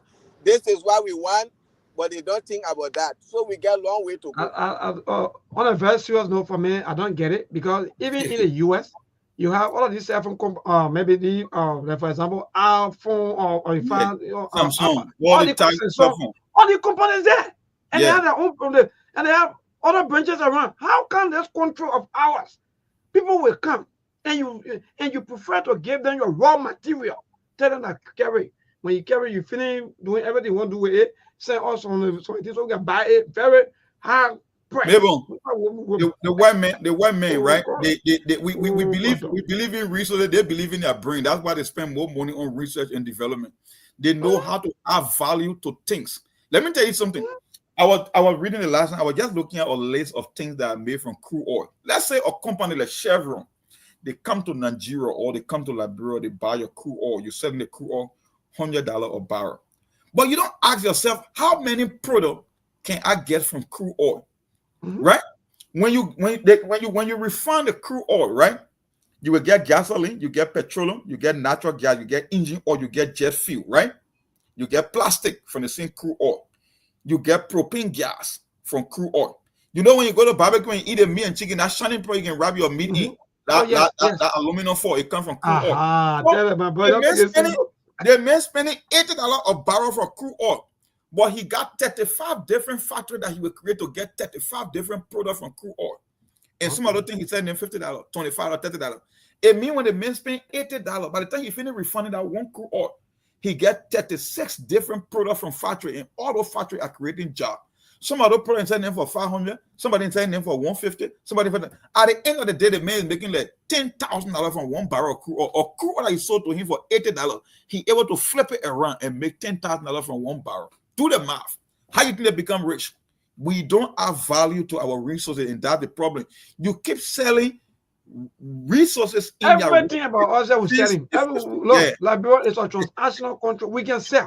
Even to the extent that the rest had to come from another country so we can buy. What kind of country is this? But everything is go to the line and 00770-203125. That is the number for you to call this evening to be part of this the show. Hello to this caller. Good evening. Good evening, Melbourne, and let me say good evening to the rest of the panelists. My dear, go ahead, my brother. And I do join you from Smyrna resident, where I'm watching Chelsea playing on Davidson football this evening. You see, Melbourne, that deal will be passed within a twinkle of an eye. You know why it's going to be passed within a twinkle of an eye? You have 43 men and women who sat in one room and slept in one building for 7 months.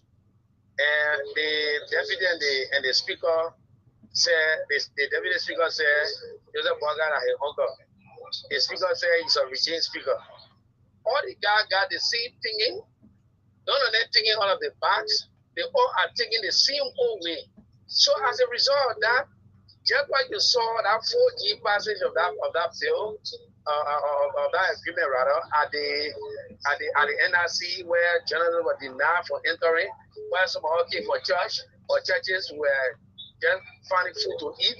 These guys were signing that agreement. One of the call or darkness, one of the call darkness. Nobody was there to know what is in there for the Liberian people. So when somebody say, when go to the legislature, they will do due diligence.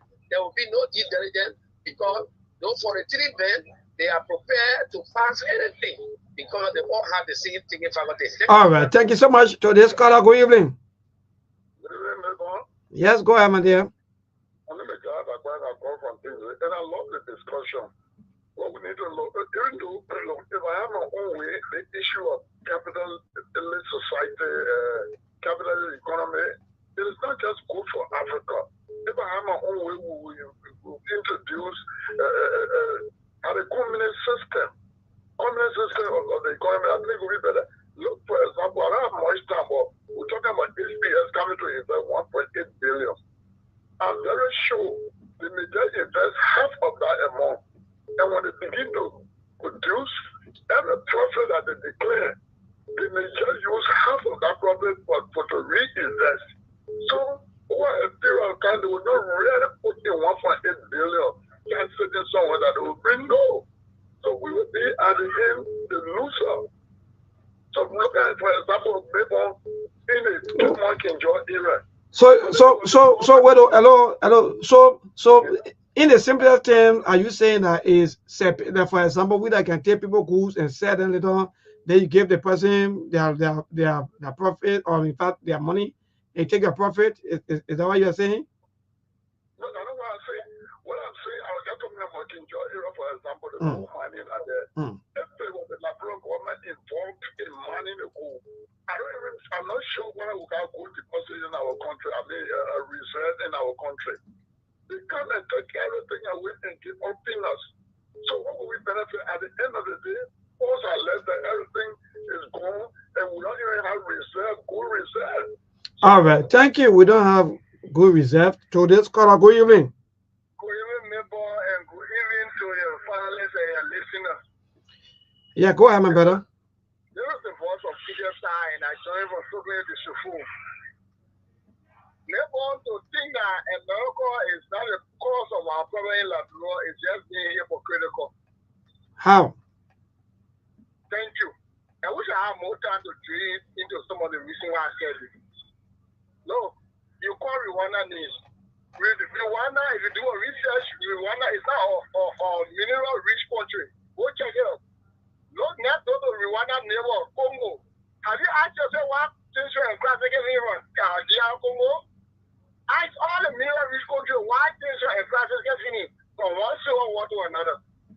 Then let's come back to Liberia. I don't have much time, but let me just conclude by giving one instance for which I say America is the source of our problem. They have company called Metal Steel. They came here during Judy Bryant time. And Judy Bryant and other lawmakers, but then they were transitional lawmakers. They did due diligence on Liberia, but then Albert Tubetier was the Minister of Labor and Mines. They did due diligence, and there was a Swedish company that won the MDA to operate in Liberia. That company in Liberia bamboozled into submission. That embassy is looking for the American embassy. There was a lot of tension placed on the government at the time. They are dealing in this country and nobody's story I explained to you. You can ask them. Metal Steel did not win the MDA. But then it was through the influence of that embassy. They do a lot of shit. These other people don't know about it. But that American embassy, until we can get together and tell American that what they're doing in this country, they don't want to keep it all like this. Why you think all the station, all the against all the any government that comes to power in Liberia that want to do the right thing, they will broadcast that. Last year, you have your government, they will bring all kinds of things on you, station and station. All right, thank you. Uncle Brown started. Good evening. Yes, let me thank you more and Sherry, you know, in the States. And let me thank more for all your analysis. But the lack who just called just now, he said America is our problem. I want to partially agree with him. And the reason I want to agree with him is just for simple reason. With all the 14 years civil war we fought in the country, it only took a Joy Bush to say Taylor must lead now and the war closed. And you were not here in the country? Yeah. Oh, yeah. And you were here? Yeah, I saw that. And in fact, yeah, I witnessed that also. Yeah, because when he said first that Taylor is supposed to leave, then Taylor Price said, I don't know, Jerusalem, our president was saying in America and then another president to leave. That afternoon, 12 we say Taylor must leave now. They walk close. So what I'm saying is that anything they want to get done here, even the development of this that and they back it and they say this is what we want. Even they deal. What development they want? They say that road network throughout this country and they put their foot down. No then officials or able to corrupt. Because if you'll be on the radar, because I was running away to go to America. And America put their foot behind us and said nobody will corrupt this money, put it in extra account. Everybody will be in line. They are part of the problem. They may not be all, but they are part of the problem. All right. More will respond to somebody. Hello, today's caller. Good evening. Keep a call coming 0770-203-125. That's the number to call. What's the take on the issue that we are discussing here this evening on the Sktv show? Yes, indeed. I guess you've been following. Some of you are always talking about some of the concession agreements and so forth. Today's caller. Good evening. Good evening, my son. This is your papa from Point 4. Yeah, thank you, Uncle, for joining us. Go ahead. Morris Dugley. Yeah, thank you, Uncle Morris. You people said something about fire, so I agree with you. I was just laughing because I was small way back when my father told me when they put in 1926. From 1926 to next year will be 100 years. And fire to sign contract for 99 years. Is it so? According to the history. Yeah. 99 years. Okay, I come from Magibi. I'm a Magibian. From my country now, from that time, fire to sign the contract. See Magibi, Kakata, the capital of Magibi. Just say, West Point is even better than that place. And maybe I'm a member of the Foreign Society. When we say America, the problem, and from people sitting and say America, not the problem. You know what the people used to do? When the people come, the investors then come to build bridge, the zoo, the farmer team, client team, they will say, get all the money, then they pull the Foreign Society in the bush to cut palm tree, PP tree, and make bridges. Now, what made the country backward? Yeah, some of them don't know. You'll be having your country, you say, America can base skyscraper for you when you get corrupt official here. See what the people doing. They were talking about yellow meeting, gentleman agreement, that woman agreement, man agreement. They get messing the whole country up for us. They finish with the country, they're not finished. Nobody will respect them. Donald Trump is about to throw bomb on the far president that going to America. Watch it and see. All right. Watch it and see. Donald Trump is about to throw bomb. Today's caller, good evening. Hello, Melbourne. My name is Mr. Johnson.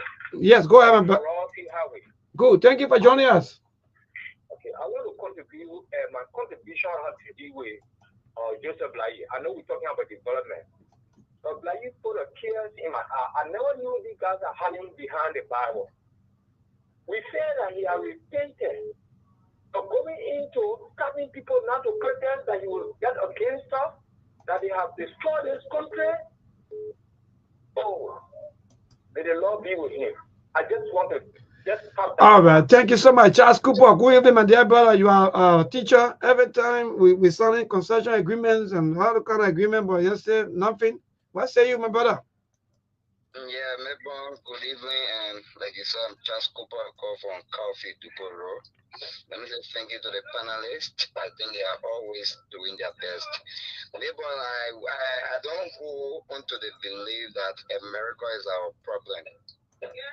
Melbourne, until Liberians can realize that we are our own problems, we are not going anywhere.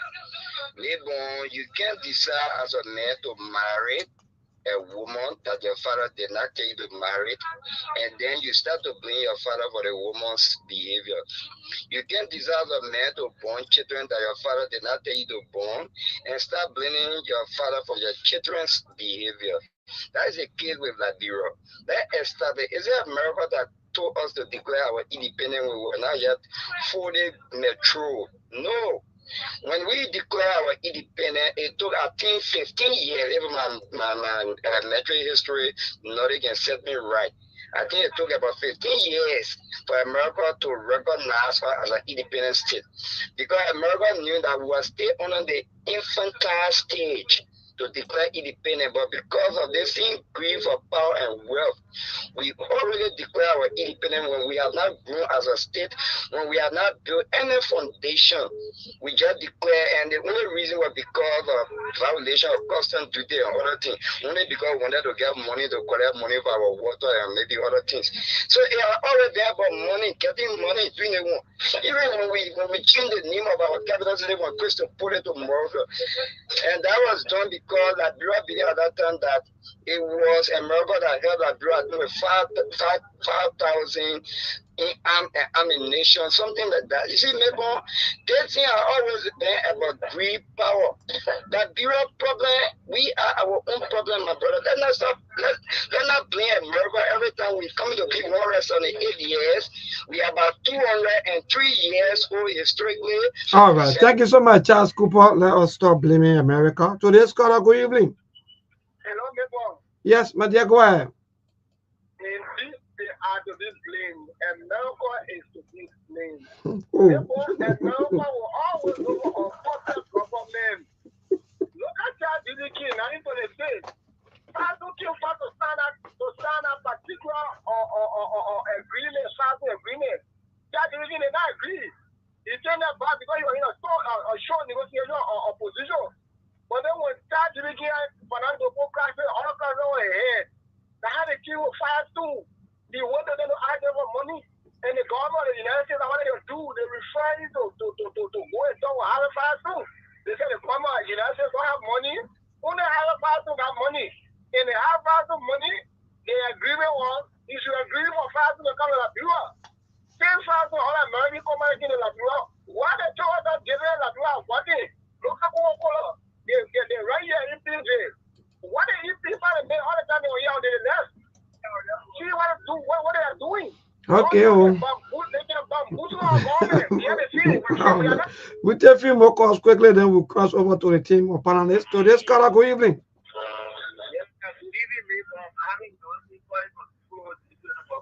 Go ahead, Harvey.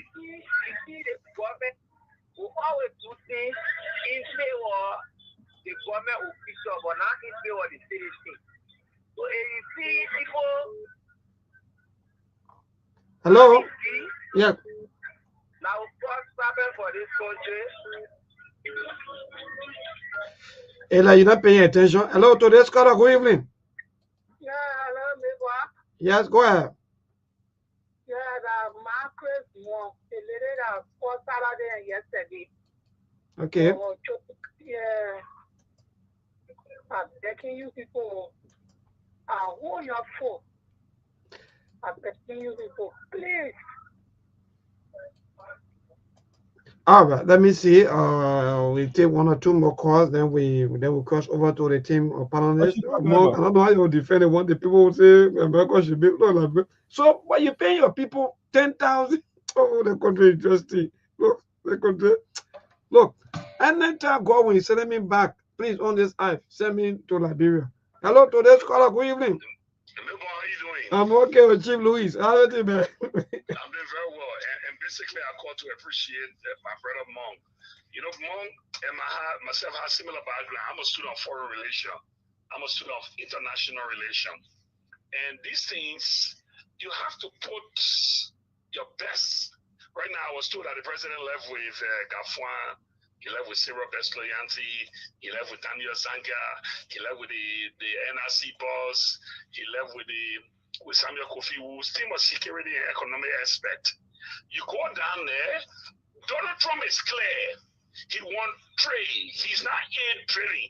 So go and negotiate your best way. But I'd like to say something to Monk. Monk,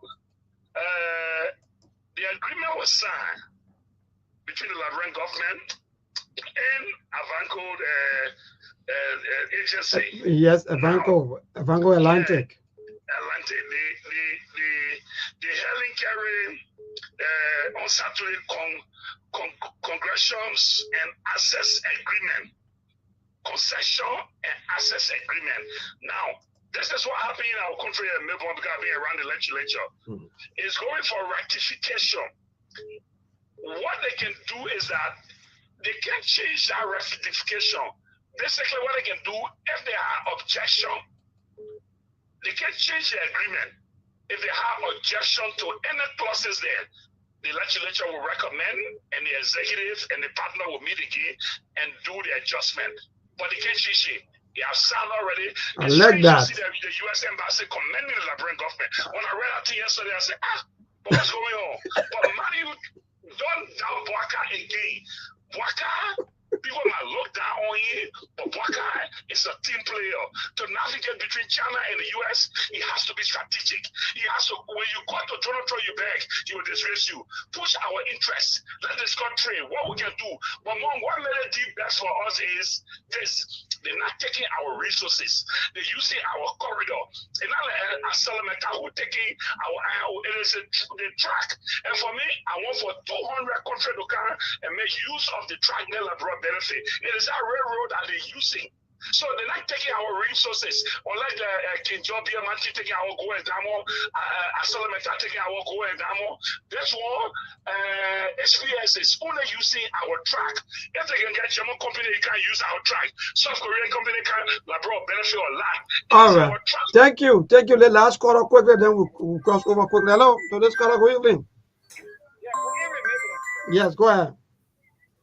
Thank you very much for your show. This is our family from the legal market, the legacy of in this country, nobody should be a miracle for our failure to develop our own country. Therefore, this country, the money that this country is more than even the population of this country. No, let me tell you, let's look at what that problem where they just set up to the $2 million to face room. That money where it is one more the location. That American people they put that money to carry. The American people over there they say that taxpayer money they send it by who they send it yet. For us to help ourselves. People who are ministers, directors into the various ministry and agencies, they will send that money back and sometimes to the children in the state. Then how you want for the people to help you? How you really want for the American people to help you? The American they do well for us. But yeah, we are for us. They don't want to job okay and give up also read. Why did the man went down and get it for money? Send it for the Algeria people, but we have to read. All right. Thank you. We have to read. That happened. I don't know who they call it on WhatsApp quickly. Yeah, let me see. I think it's Ben. Yeah, Ben, good evening. Hello? Yes, Ben, go ahead. You are our last caller because you called it on the WhatsApp. Oh, sorry, man. Yeah. You know, look, Liberia, we have to stand for ourselves. Nobody will stand for us. This guy who in the office, Mr. Trump have lessened a lot of things for American company. First thing, Mr. Trump believes that American companies have not been treated fairly in the war. So right now, all of the tight restrictions he had on American companies with regard to all these ethical things, he has loosened them. So if you depending on that embassy in Liberia, that embassy is going to speak on Liberia, you're wrong. Right now, American company can do bribe, they can do anything. Trump doesn't care. Trump said the fee has not been fair for them for a long time. So right now, you don't care. Number two, this is a terrible one. If this was something good, these people would not be hiding it. For the fact that they're hiding from the media, it just tells us something stinks here and something doesn't smell very well. They signed a deal before they went to the legislature. What kind of crazy thing is that? What kind of nonsense is that? But this is the only place it can happen. If the Liberian people don't shine high, if we don't stand, this people will sell this country before he leaves us. All right, thank you so much, Mark, and that of Brother Ali. We got to go. We have 6 more minutes to go, so I think we can use that time so that we can respond to our callers and your closing. Yeah, so go ahead, my brother. Yeah, maybe thanks to all the callers. Can you hear me there? Yes, indeed, we are getting you loud and clear. Thanks to all the callers. Those people who say that Liberia, America is the cause of Liberia suffering, I respectfully disagree with them. First of all, look at this deal. China is there, other countries are there. Joseph Boakai choose to sign with America. Who forced him? Nobody.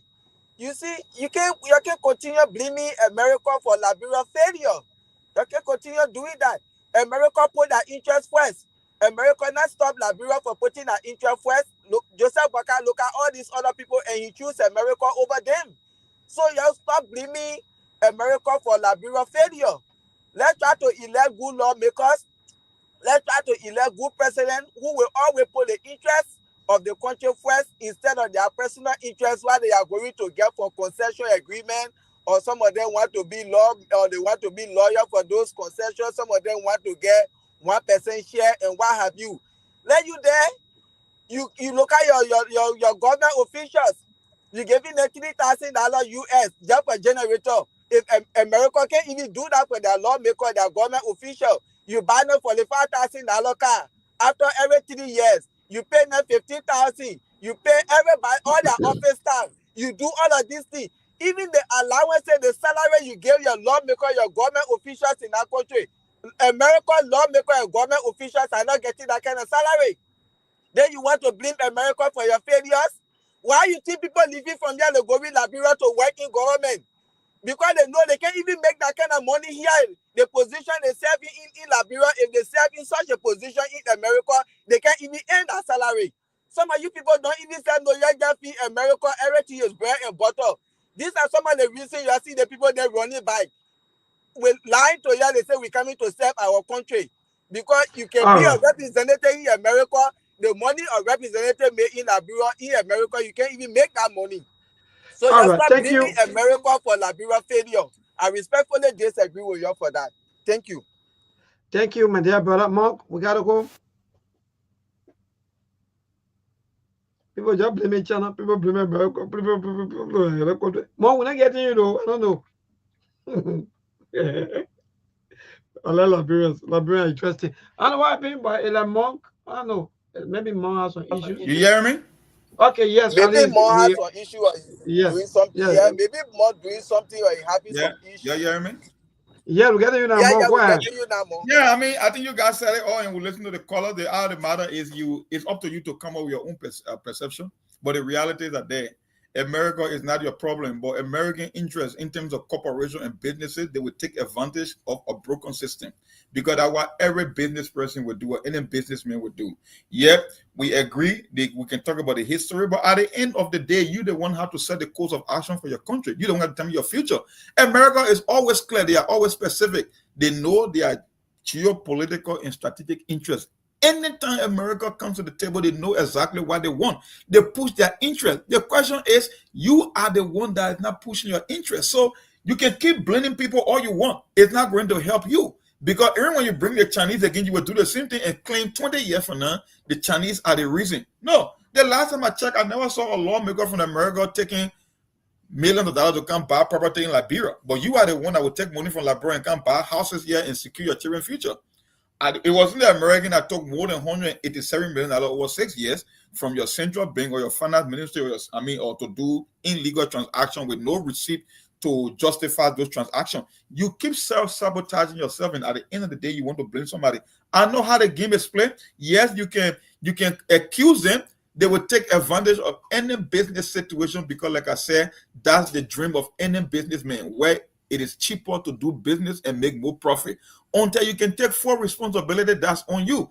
And this deal, like Louis said, it's not a new deal. They want to use our railroad, but equally so America is telling you China cannot monopolize the control and the strategic movement of iron ore, because they already got a deal in Congo. They got another one secure in Guinea. We won't allow them to do this in Liberia. So the boy is in Joseph Boakai court to make the most out of it.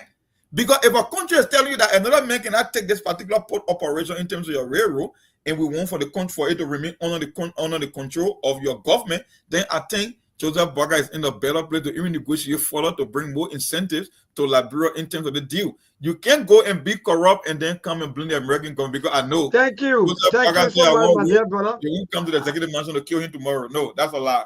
So, yes, my brother, maybe we'll continue tomorrow. I don't know if I'll be here, but we see. Yes, indeed. Thank you so much. And I just like your last statement that you can be corrupt. So Liberia issue is corruption. Let me be frank with all of you who are disagreeing, agree, and so forth. You're right.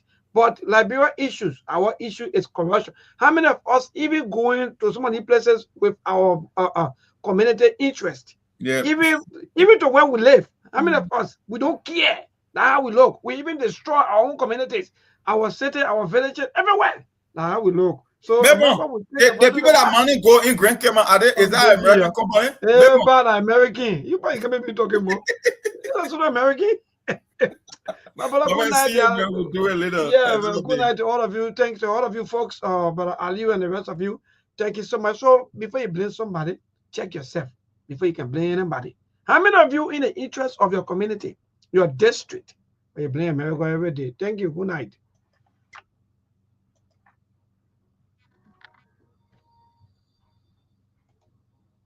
There are things we can do. We bring in good news and we give it to you. We touch it for podcast and connecting people and culture from getting up out of the club. Monitor people who waiting to sell. Blessing that time and the efforts are rest. The brothers giving us the end of premise from them. So welcome my life with African. A lyrical health. Master. Play Paris, who make on you. I can't ask it if you been you. Say my journey, Tina can I say my yamo. And you say no money, and more I know. And you love Sktv, the best in Liberia. Sktv, the best in Africa. Sktv, the best in Mama Liberia. Muscle Rider, Lofa, and Grandmaster. And I Guinea, ya to money. And I Sadia, ya to money. And I Conakry, ya to money. And I Cotoba, ya to money. And I Guinea, ya to money. And I Sadia, ya to money. And I Conakry, ya to money. And I Cotoba, ya to money. And I Pagayari, ya to money. That's the biggie. And I Pagayari, so she walk on my ya to money. Yeah. Sktv, the best in Liberia. Sktv, the best in Africa. Sktv, the best in Mama Liberia. Muscle Rider, Lopa, and Grandmaster. There are things we can do. We bring in good news and we give it to you. We touch it for podcast and connecting people and culture from getting up out of the club. Monitor people who waiting to sell. The blessing that time and the efforts are rest. The broadcast we giving a real and the premise my best. To work with my life with Africa. From Grandfather, Nima to Lusa. From Riverside, River G to Chile. From Grand Crew, Bombing, Cape Mount, Montserrat, San to Bacalu. From Maryland, Bonk to the Mikey B. We the best in the land, yeah, LIB. We the best in the land, yeah, LIB. We the best in the land, yeah, LIB. Sktv, the best in Liberia. Sktv, the best in Africa.